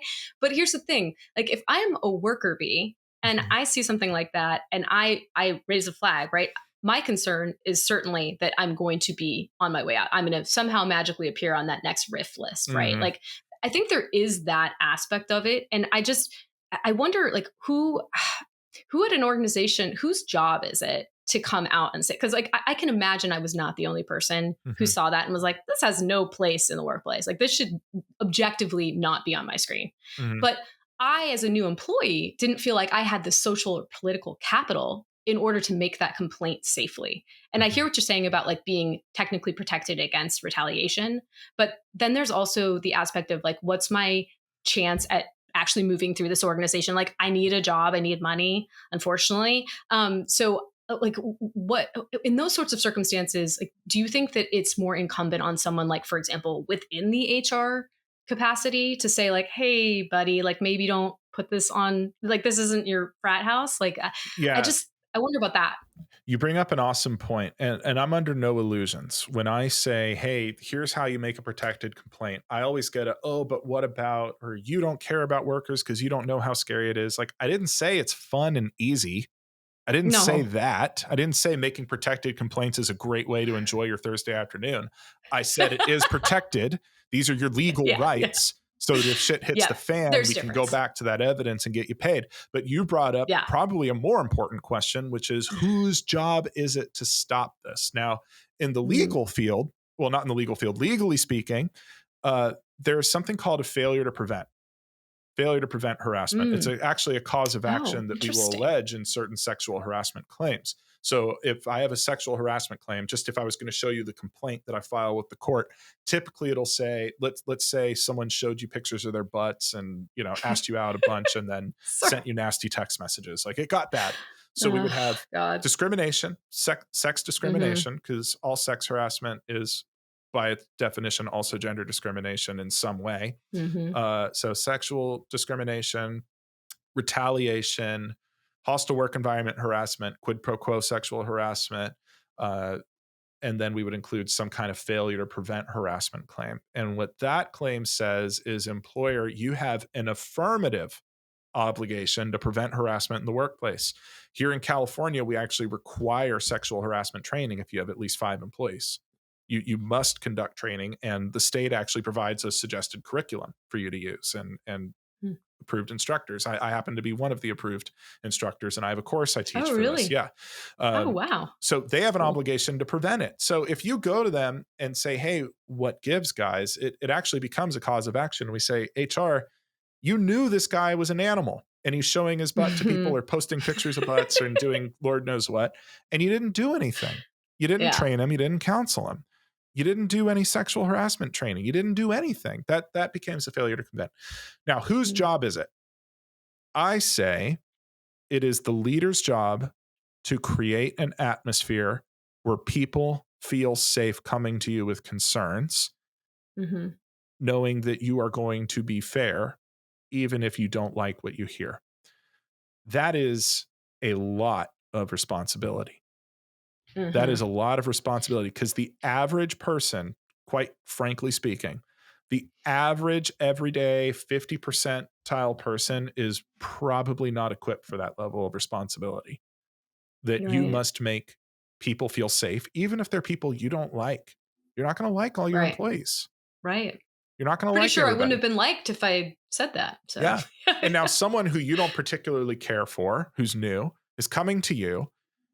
And now you need to be a big person and create a safe, welcoming atmosphere, hear their concerns, determine how valid the concerns are, because yes, false complaints happen, and then Mhm. do something about it. And then not hold that against the person who came to you. That is a higher state of being. That is a higher vibration in my Mm. head. People who are able to Yeah. put their personal issues aside and listen. Because the person who makes the complaint, it needs to be anyone, because leaders can't have eyes and ears everywhere. They're not going Right. to see everything, but they're ultimately responsible. And I'm not asking leaders to love everyone who comes to them, but just be able to put aside differences. I can't tell you how many cases I get, Maureen, where the reason the employer discriminated against and did something racist or sexist or horrible was because they just didn't like the person. Ugh. And so they let the situation get out of hand. Yeah. Yeah. And actually, you're speaking to something, there's a likability bias, right? And Mhm, there's just a bias towards others who are similar to you, right? Which is also how I think you get these companies that are pretty homogenous in makeup, right? Whether mhm, that's racially or gender or age, right? mhm. Um, so I just, when we met actually originally was on the Age Equity Alliance call. That was a good And time. it was a good time. I'm so glad you were there and so glad we got to meet. But one thing you brought up was the concept of Mhm, allyship, I should say, and how we can show up in the workplace when we see this discrimination taking place or when we see these biases being thrown about. And I can't tell you how many listeners have, reached out to me and said, like, this is a prevalent thing at my organization, I see this all the time, or I felt this, or I've had a mhm. struggle getting a job, or it's been ever since 40. This is super pervasive and prevalent in society.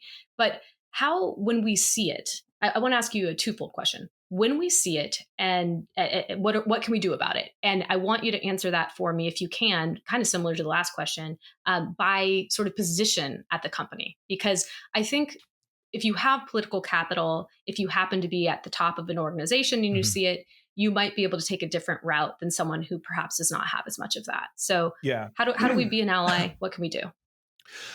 You That's a really good question.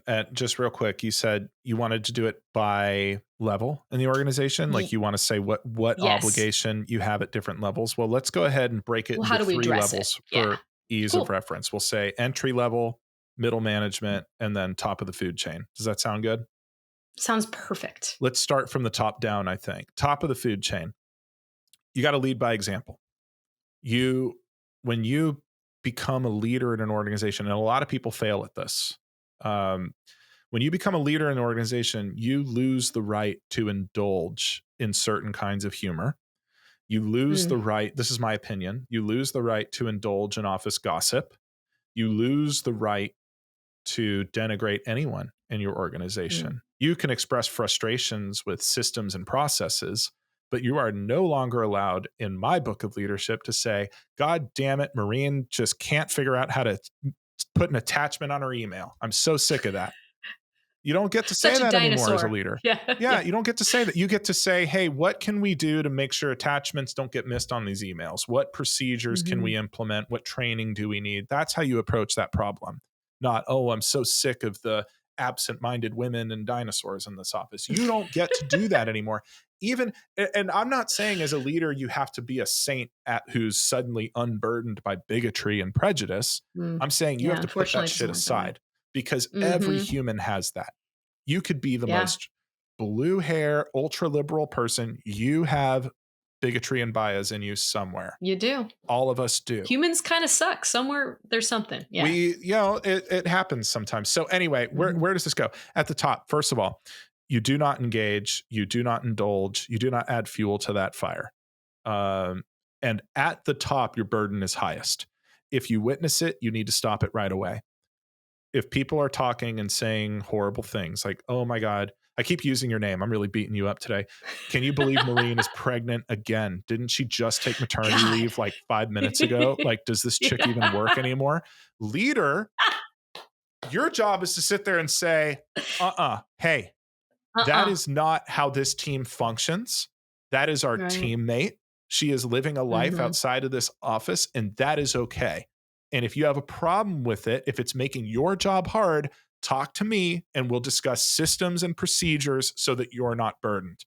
But we do not blame people for having families in this office. Right. The leader, and that's a tough conversation to have. But guess what? If you want to make a shitload more than the other people and have the cool corner office and come and go as you please, if you want all the perks of leadership, guess what? Heavy is the head that wears the crown. You got to be willing to have tough conversations. Hundo. So that's the leadership. And obviously the leadership also has to preventative measures. There needs to be training on, hey, how do we deal with sexual harassment, diversity, equity, inclusion, and then leading by example. Don't post a picture of a bare butt in the Slack channel. Don't do that.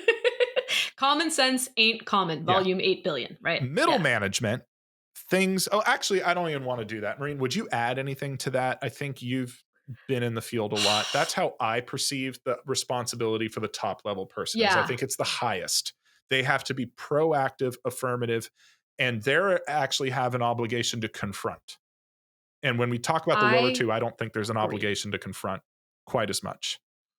I agree with you entirely. The only caveat I would add to that is that ageism is still widely accepted societally. People don't think twice about making a joke at someone's expense due to their age, right? Oh, dinosaur. I mean, that is not something that actually comes up in people's brains oftentimes. And in DEI initiatives, it's 92% of them do not include age as a factor. In tech, it's a known underrepresented force in tech. There's a marginalized group of older workers. The EEOC actually called that out in their 2014 report almost a decade ago, right? Really? That it's underrepresented and that it needs to be studied more. Guess what? I asked the EEOC for more data on that. They don't collect it. So we know that this is a problem. So not only, so societally we know this. And so I'm saying that the leadership at the helm might, well, especially in tech, they might be younger already. So they might not even be thinking of these things at all. But there's not necessarily an awareness around ageism being bad. So that's the only caveat I would say. Because like you said, we bring our own biases to work with us every day. You can have the best policy in the world, but we're still people power companies.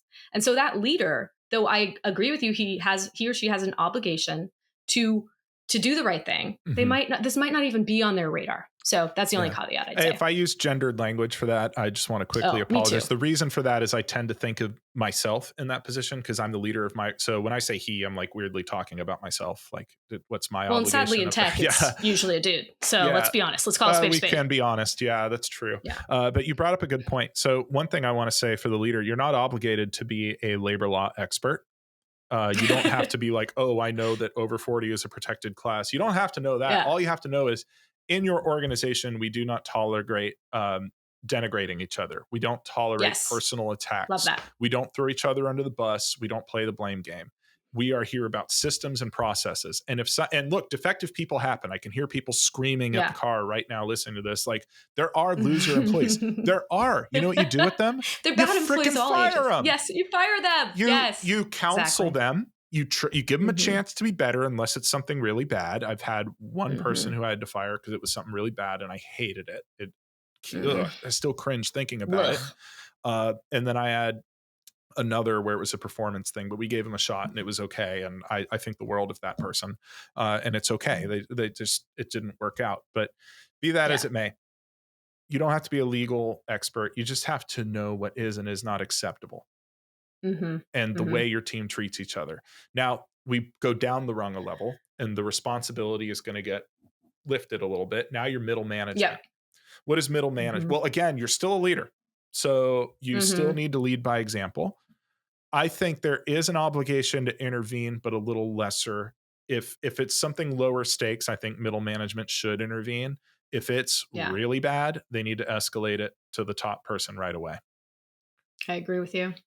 It takes Because bravery, yeah, it takes courage. It's not everyone's gonna do the right thing, yeah, unfortunately, in circumstances, and I mean, I think, quite frankly, like, I've done the right thing in mhm. certain moments where I've self-advocated or advocated on behalf of someone else, and it's definitely, like, shot me in the foot, and I've seen it happen. I had one occasion where I was reamed by the CEO for trying to get a deal over the line on, a day off, a day off for the company, and he was the final signer of this agreement that would have saved the company money. I don't give a shit if we save 5K. I'm doing it for the company, right? So Mhm. it was the last step, just the sign off.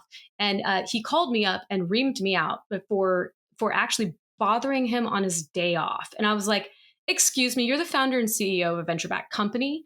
You don't get a day off. And also, like, Hmm. if you treat me this way for trying to save the company money, which is objectively the right thing for me to do in this position, like, God help the other people on our team and our vendors and whatnot. Like, how are you treating them? Like, I am Where a professional. where do you think this first of all, that must have really sucked for you because you It did. thought you were doing the right thing. It did. Um, And I and followed then the suddenly software you're the procurement worst process. person in the world. Where do you think they were Yes. coming from? Like, where did they get the idea that that day off? Because here's the deal. At my firm, I'm very protective of people's boundaries and personal life. That boundaries are Yeah, very important to me. So I try to build a culture where we respect boundaries. If you tell me it's it your is day good. off, I say, look, you're going to get emails. People might call you. There are no emergencies. If, we'll handle it Yeah. and you come on back. Um, I can't imagine how stressed and unhappy I would have to be to actually yell at one of my employees for doing their job on my day off. Where I so know. what happened with I this guy? know. So what happened was he yelled at me. I stood my ground and was like, "Hey, listen, I followed the procurement process. This is the last step, and I just need your signature." Like, we've been going back and forth on Slack, and Mhm. and what happened was I said, "Hey, do you want to just call me instead? Because Oh. it's very hard to communicate sometimes. Like, sometimes let's just pick up the damn phone, right?" Mhm. And so I said, "Hey, do you want to just give me a call so I can explain this to you?" And I thought it was a formality at this point where we're just going to have a signing, right? And so he calls me and he berates me, and I stood my ground. I was like, "Listen," I kept my cool. I took a deep breath and I was like, "Hey, Mhm. I don't want to be having this call either. I am trying to save the company money, and I'm going to now escalate you to my boss. So you guys can work this out." Hmm. And I called my boss right away and I said, "Hey, this happened. It's absolutely unacceptable. I will Mhm. not be treated this way," which, by the way, is not something I think I would have had the wherewithal or the gumption or guts to do when I was younger in my career, by the way. But I was Yeah. like, I will not stand for this. This is the exact type of behavior that gets founders and CEOs thrown out of their own companies. I Mhm. can only imagine how he's treating other people if he has the cojones to do that to me. Absolutely not. And so I was like, here's what you go figure this out. I don't give a shit if this deal gets done or not. I'm doing this for the company. And so my boss was a total saint about it. And I was Mhm. waiting to see what he would do. Like, my whole decision of staying with this company or Was not this was boss below completely the CEO? yes, Yeah. yes, They weren't like right COO below. or like in the C-suite. They were C like middle C R management. O, Oh, CRO okay. actually. So it Okay, was so another they're C. in the club. They're in the club. In the Okay. club. I was not. And I just said, okay, my future at this company completely hinges on the behavior that my boss Mhm. shows in this moment of Yeah. crisis. And he was a prince. He did everything right. He advocated for me. He stood by my side. He was like, that's unequivocally just like not okay behavior. Like, that's not cool. And so he told the CEO all of this. They got the thing done. And then the next week came, and it ruined my day. It was a terrible day. I had It just gotten this sounds like a bad company. day. It I was sounds like it so could be a bad excited about week. this company. It was well, and it was my day off. It was New Year's Eve. And I was like, this sucks. Like, I just got to this company. I was so excited about it. And then it zapped all of my energy, all of my interest in being there, all of my like excitement, Mhm. right? And then the next week my boss called me and he said, "Okay, well, what are we going to do about this?" And I was like, "Well, we aren't doing anything about this. Like, I didn't do anything wrong." And he's like, "Well, what do you want?" I was like, "Well, honestly, I think he should apologize to me." And I was like, yeah, fat Yeah. chance of that happening. Well, one of the best moments of my life was getting a Zoom apology from the CEO. It was Really? amazing. He How did didn't that come actually about? well, my boss was like, he could tell. I was like, take this job and shove it. Like, I Mhm. had multiple offers. It was back in the heyday where like we had, I'm not going to actually name the company or anything because I'm not going to go that way today. But like I had multiple offers. Like it was when companies like employees could call the shots. Like, the power pendulum has swung back to the employer these days, Mhm. right? After COVID. But I was like, hell no. I'm not putting up with this. Absolutely not. I know my worth. I'm a highly attractive candidate. Like, no, not Mhm. going to go this way. So I was so floored that my boss had the gumption to go and actually talk to the CEO and force this to happen. He did not want to be there. He did not mean a word he said. Wow. But I also knew that I was a marked man at Mhm. that moment and from there on, because that Yeah. CEO hated me because he had to eat crow and apologize to me or I was going to walk.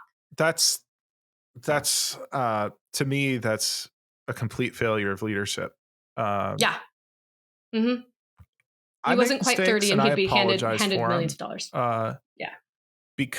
And I do it because I want to make sure that if my team screws up, they'll apologize and stand up and say, "Hey, that was my bad." But what Yeah. your CEO did is, one, they made you feel unsafe in the organization. They Mhm. destroyed any loyalty you had to the organization. They probably, in your Mhm. darkest moment, made you kind of actively root for them to fail a little bit. Um, and it made his authority weaker. Yeah. Uh, Yeah, but I will tell you, I yeah. was also kept out of rooms and decisions and not given the funding. Like, it had repercussions for me at that company, Mhm. but I was not willing to be treated that way. There's a line and he crossed it. And it's unacceptable. And I knew that it was not unique to me. I knew that I could not be the only person experiencing this kind of mistreatment. I was like, fuck Mhm. that. No way. And my boss did the right thing. But it was, I knew I had a limited sort of trajectory there, so to speak. So in that Yeah. situation, I self advocated, and I'm pretty sure it was the reason I didn't get to continue on at that company. Was it worth it? Yeah, it definitely was. Why? Well, first of all, the toxicity of that company. Mhm. If it's at the head of the company like that, it Mhm. trickles down into every aspect of the company. And so, I wouldn't want to make a long career there, right? And I knew that the day it happened. I knew I'd made a mistake by going there, and I was so bummed out because sadly, again, like, we have to earn paychecks Yeah. sometimes, and finding a job does take months in most cases, and you want to find the right one, but you can check every box. You can do all Mhm. sorts of interviews. You can try as hard as you can to ensure you have the right place, but you don't know until you're there. Do you think I had any idea there was a guy like that at the top? Absolutely not. Yeah, Glassdoor can only take you so far. Yeah, There's only so exactly. much you can do, and then you get in there. Uh, Yeah, briefly, we it was promised, a so I want to bummer. deliver on the promise. Top of the ladder, middle, we Yes. talked about. If you're at the very bottom, what's your obligation? Be an ally where it's safe. Assert your boundaries where you can, but know where to go for help, and don't be afraid to ask. And by all means, please make a paper trail. I think the at the Yeah. very bottom, because the stakes are so high.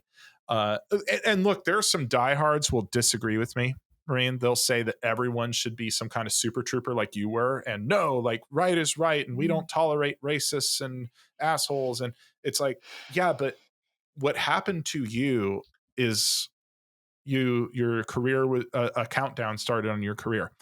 Exactly. I live in the real world. I get accused Hmm. of not living in the real world because I explain your rights, but I'm just telling you what the rights are. Now I'm saying Yeah. here's how they're deployed. Another reason to read the book. If you don't like the shorts, you'll probably like Yeah. the book.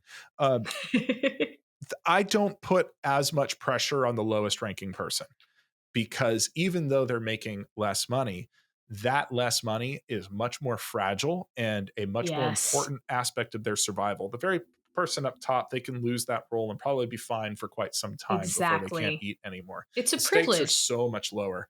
So not only do you have the leadership obligation, but also your stakes are so much lower. Like, oh, I A might lose my hundred company. percent. Dude, fuck your company. If you if I lose my job today, I can last quite some time before I'm on the street. But Yeah. the person I was 10 years ago, if I lost my check, 2 weeks. If I lost my Yeah. check in 2 weeks, I'm homeless. The stakes are so high that I personally do not put You can't too take the much of a risk. moral obligation on people to intervene when they're at that bottom. But Absolutely. you should stand up for yourself and you should learn how to because the abuse will get worse because Hmm. these people they operate it like my really bad boss. He found a soft target in a young version of me and it became his favorite target and it did not get better, it got worse. Mm, And I think it might have gotten worse if you hadn't spoken up. Yeah, there were some career yeah. ramifications, but There were. where would you be today if you hadn't spoken up? Yeah. If he got it in his head that it's okay to treat Maureen that way, what would have happened next? Well, and to your point, like I felt like I was in a relative position of privilege where it wasn't the end Mhm. of the world. I had other job opportunities. I had a husband with health insurance. Like Yeah. I could self advocate, and I just kept thinking, like what about the other folks around me who like can't do that. And so Mhm. I was in that position, so I was able to do it. That's where allyship, I think, comes in play. Um, Hmm. I the word privilege, I think, has been co-opted in a way where it was used. This is where I think some people really messed up in the past 15 years. Is the word privilege became a sword to attack people with. If you didn't Right. like their perspective, you'd say, "Oh, you're just being privileged." And privilege became this very negative thing that triggers a defensive response in people. Totally. Privilege is just a fact. Yeah. It's how tall you are. It's the Yep. color of your Yeah. hair. You didn't ask for it, you didn't earn it, you didn't do anything to deserve it. It just happened. And now the Hmm. question is, do we recognize it? Do we recognize what it is and is not good for? And how do you use it? Yep. I'm privileged. I'm a white male who grew up in Southern California. I English is my first language. I went to a decent school. I knew my father. I knew my mother. Hmm. I didn't have to worry about, a bullet coming through my bedroom window. Like I knew where food was coming from every day. Yep. I didn't All of have that to is worry if my privilege. water was going to kill me. Mm. These are God. tremendous advantages and Huge. We don't. they've made Yeah. my life better and easier than someone without those things. And it is not an indictment. It's not, oh, Ryan, you're No. weak. Oh, you're less of a man. Oh, No. you're not smart. Oh, you didn't earn what you have. I worked hard. Exactly. I earned what I had, but I also recognize that that same amount of effort would have gotten me a lot less without all those privileges I have. Yes. We don't have the same starting line. Thank you Yeah. for brilliantly exposing that. Like that was a very great explication of exactly what privilege is. And I wish more people could just Yeah. say that and not feel like it's something that's being taken away from them. Like I dislike that. I have an immense amount of privilege too, and I'm grateful for it. So, two questions for you. One, Mhm. why do you I mean, I laid out my position, but why do you think it's so hard for people to recognize when they have privilege? And second, Mm. presuming they have privilege, does having privilege impose an obligation on you to I'm going to leave it open. What obligations, if any, does having privilege impose on a person? I think to the extent you are able, you Mhm, should advocate for others that you can help around you. And that mhm. you should recognize that we don't all start from the same line, like you just did, right? It And takes unequal nothing away from stakes. your accomplishments. Yeah. Exactly. Unequal stakes. And it takes nothing away from the accomplishments that you have been able to achieve. Like, good on you. not everybody does that who starts at that same line, right? Not everybody achieves that same amount. But I just really think that we'd all be in a better place if we were less damn angry. Like, there's so much division in this country. There's so much us versus them mentality, which is why, like, in some sort of weird, perverse fashion, I find the fact that ageism impacts everyone, not Mhm. exactly the same way. It is worse with intersectionality, with race or gender, Yeah. but it gets all of us. So, like, this is the one thing we can kind of like all unite behind and fight together, because it's our future selves, right? And it's those Mhm. who've come before us. So, and it's our children. Our children are going to face this too. So, if we don't get out ahead of fighting these stereotypes and making things better and a more equal world for people of all ages, it's going to bite us all. But I really just, I'm sick of all the anger and all the vitriol. And I just, when it comes to privilege, I don't think it should be like, it's become, like you said, it's been this sword that's wielded against people. Like, oh, it's like used to discount other people. No, it's just simply acknowledging where we've had a step up. And Yeah. there should be nothing wrong with doing that. I think we should all try to, in fact. I think it's going to make the world a better place when we acknowledge it. Did that answer your I think question? that's I think it did. And do you know how I Okay. know it's a good answer is because it raises a new question. The best answers Oh, raise new there questions. you go. Yeah. Is privilege a good thing? Well, I mean, I think if you have it, you're fortunate, right? Like, it's Mhm. helpful, right? It gets you a little bit closer to a goal out of the Oh, gates. we all I don't Um, think anyone would say, "Oh, but no like, no one privilege would for say, I don't me. No, want. thank Yeah, you." yeah. But does I that mean, do make I it wish? good? I mean, I wish that we didn't have to have. I wish we could all start at the same line. Like, Mhm. I wish that the world were different in that way. That's not reality.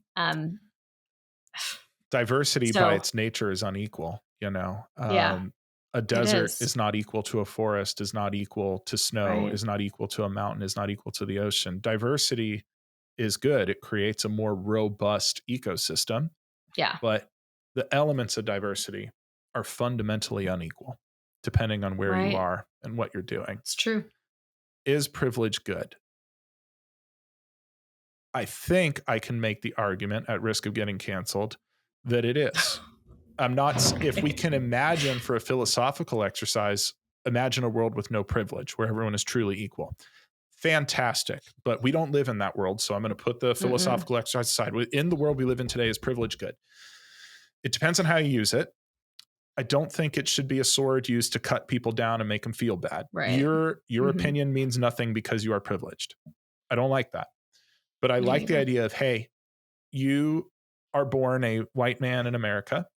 It is a shield. Carry the shield, but use it wisely. Use it to help people. Um, and I think in that way it can become good because I know, being a male in the legal field, I have privilege. Yep. It's not fair. It actually makes me angry. It's not fair, but people just naturally tend to take me more seriously than they take some of my female staff. I And it's 100% believe not, that. it makes me so angry because I've Hmm. very carefully selected my team. And it makes me Yep. unhappy when I see really good people on my team not being treated with the respect they deserve. But thanks to privilege, I am at least in a position where I can come in and help. Yep. Yep. That's privilege done right. Helping when you can, Helping knowing when that you it's a can. shield. And Yeah. what's unfair, the real unfairness of it is that the stakes, we talked about unequal stakes. Yep. What are my stakes? Um, people aren't going to attack me as a soft target the way they might attack a 24-year-old woman. Right. Yep. Because I've seen it before. I've seen people in my clients' stories. They get berated by a sexist, horrible boss. Like, you're just a little girl. You don't know. Yep. Oh, go Yep. flirt with that customer. That's all anyone Oh wants from you. gosh. I Oh my had a guy gosh. say, like, it. Don't worry about. It was one of my clients. It was like, don't worry about this. You have nice tits. The clients like tits, Oh and god. it's just, Oh. yeah, that's terrible. And Oh, you're so, bringing back so many traumatic memories from earlier in my career sorry. just saying all this stuff. No, it's okay. It Well, happens, and it happens to this day. It's mhm. real. And Mm. there we see, in that case, I guess, simply the lack of breasts becomes a privilege because an attack Yeah. point is taken away. I can't Yep. insult your You intelligence or take away your accomplishments and say you exactly. only got them because of a body part. or make you a hood ornament, like you don't have any Yeah. substance, right? It's just it's Yeah. so infuriating. It Yeah. happens a lot. So it I sounds like we agree that privilege isn't going away, mm-mm. but it can be a good thing if you learn how to use it. And I Right. think learning how to stand up for people is good. Um, I think so too. but it's hard to stand up for people. It It's is. scary. It's terrifying. I mean, it does have repercussions in some cases, Mhm. right? But if you do have that political capital and you can make those assertions and make those changes, like go for it. That's awesome. I just think the problem is a lot of people who have an inordinate amount of privilege. I'm thinking Mhm. like really powerful people in tech, company owners, et cetera. Like we are putting so much faith in them to do the right thing by humanity. And Yeah. it's like, I mean, can we talk about like the open AI thing? Like, what the fuck? That I was just the most hilarious Uno reverse I've ever like seen in my life. what the hell just happened? I'll tell you what happened. The board severely misunderstood where power comes from. Jesus, Power yeah. does not come from bylaws and articles of incorporation that say you have the authority to remove a person. That is true. Mm, You can remove a person, right. but do you have the power to remove that To do person? it, right? And I Right. think we all got a real nice lesson in the difference between authority and power. We sure did. Power comes Mm, from mm. it comes from who you are. It comes from self-assurance. It comes from security and your own identity. And it also comes from the way you treat other people. Because Yeah. by all accounts, it appears Sam Altman was beloved by his organization. And Yes. those hundreds of people didn't particularly care for or even know of the board. The board. So Exactly. their authority didn't really matter.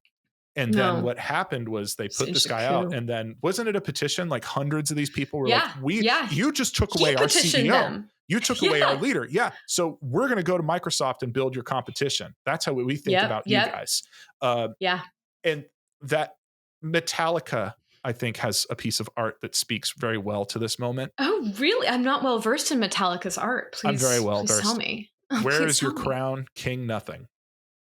King Nothing is one of my favorite songs coming up. I loved it. Oh my gosh, I have to go listen to that. It's a really killer song. Love Mhm. Metallica. I think they are poets. I think they're scholars, philosophers. They are of Hmm. it. I think they get a lot of attention as they should, but I still find they're underrated. I don't think they get talked about as much as they should. I think they're Wow. brilliant artists. But yeah, they say when it all crashes down and you lose your crown, you point your finger, but there's no one around. Where's your crown, King Nothing? And Wow. that's the difference, I think, between authority and power. And I think there's a really good Yeah. leadership lesson here. Yeah, sure, you're the boss of your little restaurant or your little office, and you can fire people. But how many people do you fire before suddenly no one trusts you? No one looks Yeah. up to you as a leader. And It's you true. point your finger and tell people to do things. And the minute you leave, they roll their eyes and go, "What? Is he going to fire me like he fires everyone else? Fuck this guy. I'm going to use the next 8 hours to apply to a better Yep. job." Yeah, so And true. anyway, the OpenAI people, I think, got a very good lesson in the meaning of that song. They did. But what was striking to me about it was, Mhm, the whole incorporation of the nonprofit board. It existed so as to mhm, put our fears at rest that, like this for-profit company mhm. wasn't like pummeling towards this development of a tool, the power of which we don't even know. Like we don't know what this thing is capable of. The genie's out of the bottle, right? Yeah, And so the nonprofit board was constructed so as to assure us that they had someone else, sort of like an adult in the room, supervising the situation and making sure that we weren't heading off to catastrophe. And yeah. in fact, they had less power. And then interestingly, two of the people booted from the board were women. So now there are no women on the board. So I'm like, this is not cool. Like, Thanks for where are we checking going? me. I think I got so excited by the Uno About reverse Metallica? and Yeah. Metallica. I just wanted to talk about Metallica really bad. But That's fair. I get I want to point out that it. even though I think there's a leadership lesson to be learned that stems from Sam Altman's popularity and everything, it doesn't necessarily mean he's the good guy. I'm not saying, Right, right, right, oh, right. he's the savior of humanity and AI is the future. It is very possible that the board was right and he was wrong and they simply Right? I was like, lost. It's they were possible. saying he was doing some shady shit. And then they were like Oh, pushed out. yeah. I mean, I'm kind of like, wait, what is the point of the board overseeing this if they like you said, they might have authority, but they don't have power? Like, I think I don't know what happened behind closed doors. It was Sounds like clumsy. no one does. Because here's the Yeah. thing. Let's go ahead and steelman this, and let's presume that the board was right, and Sam Altman is Yeah. building a bunch of Arnold Schwarzenegger-esque Terminator robots to destroy the world with AI. Let's presume that's not the going to case. give me a nightmare. I Okay. know. Yeah. And now Thanks the board a is lot, trying Ryan. to save them. The way they did it, the way that they chose to constrain or rein in some rogue CEO was clumsy and stupid. Yeah. Just because you are right That's true. does not mean you have a free pass to be clumsy. It was inartfully done at best. Yeah. And I think this goes back to allyship and standing up for yourself at work too. Yeah. Just because you are right doesn't mean you get to just shout and say, don't talk to me that way. There is there is a better way of doing it. Making a paper trail, appearing as calm and objective in your communications as possible, because it's going to be exhibit A. Honest, I'm going to be standing there one day in court telling your story. And if you look like a hysterical paragraphs like this, everyone's discriminating. I hate it here. You don't look credible. But if you just say, hey, you really don't. On this day, I opened Slack. I saw a butt. I felt it was inappropriate. What can we do to fix this? Oh, you look. Anyway, my point is, just because you're right doesn't mean you have no obligation to be tactical and strategic about the moves you make. Right. Yeah. Yeah. No, and get advice from someone who knows better than you, and take a beat. I think that's a really good lesson. Like, email is forever. Do not take a beat. Do not write it down when you're hysterical. Do not write it down when you're angry. Like, on that call, I intentionally took a long, deep breath, because I knew I had to be really careful about what came out of my mouth. Right. And that takes time. And, I've had my fair share of mistakes. That's part of life. I learned the power. Actually, I once was in the legal profession. I don't know if I told you that, but I was a paralegal at a white shoe law firm, Paul Weiss, Am Law 100 firm in New York. And I lasted all of 5 months, and I did not get fired because of this. I actually left on my own accord, but I learned what reply all was the hard way when I was at Paul Weiss.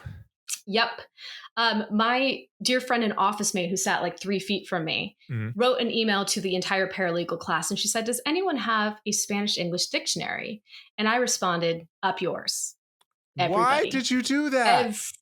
Everybody got, because I was a dumb 22-year-old. And I sent it to the... Why would you say... Wait, was there beef with this person?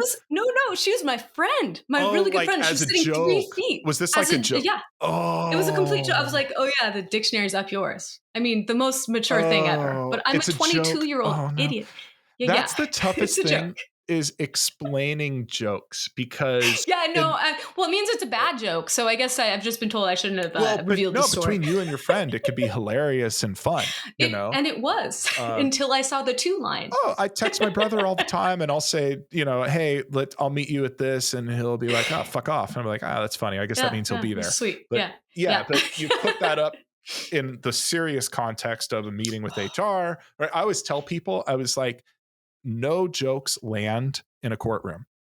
Yeah, no, you're right. That's perfect. Nothing perfect does advice. not land. Nothing is funny. Nothing is funny. Because context so I learned the hard really way. matters.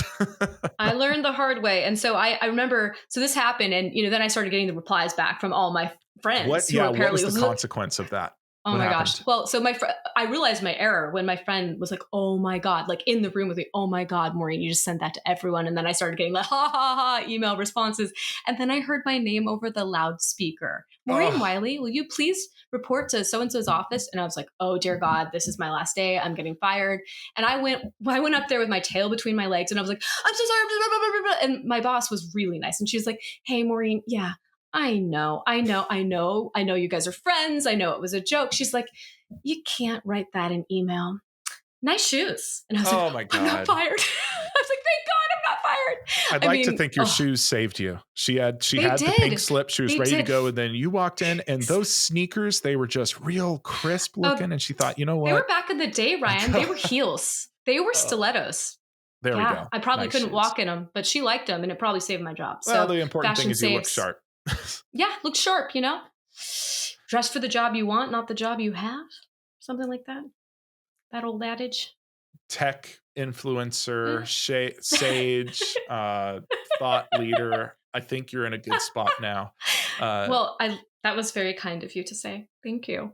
As are you. I'm so excited to read your book, Ryan. I absolutely can't wait to get my hands on it. I'm excited to read it too. I got to finish it first. I'm still working on it, but I'm going to Maureen, this pre-order has that been. puppy. I will. This has been awesome. I love talking to you. This is a joint podcast, so if I Hashtag may, collab. if you could just tell the people who are hearing you on my show, how do they find you? How do they get more stuff from you? Where can they get more Maureen? Love it. You can get more Maureen at itgetslateearly.com or wherever you get your pods, including YouTube. So Apple, Spotify, the usual suspects. And then you can also find me I'm on LinkedIn, believe it or not, I'm on LinkedIn under Maureen W. Clough. That's my handle. And I'm on Instagram, Maureen W. Clough, and at It Gets Late Early as well. And I'm even on TikTok. So, Hey, I'm fantastic. not that old, right? Hey, I love it. No, TikTok's cool. I'll TikTok's ask. tight. What about you? I want to hear about where can everybody from my audience find you? I'll ask Drew if we can put up everything on the screen for him. But yeah, I'm Attorney Ryan, yes. aka the Labor Lawyer. You can find me on Instagram at Attorney Ryan, TikTok at Attorney Ryan, Threads at Attorney Ryan. On YouTube, It gets a little crazy at Ryan Steiger. RyanStygar. Nixon. Some joker took Attorney Ryan and did nothing with it, so I had to use my real name. Oh my gosh! Is that like domain sitting, but on YouTube? I guess so. There's a lot of fake accounts that pretend to be me. It's a bit of a problem. I saw that. Yeah, they've been trying to scam your people, right? Yeah, just if you're wondering if it's me, thank goodness I'm verified on Instagram and Threads. That's cool. TikTok will not verify me, and neither will YouTube.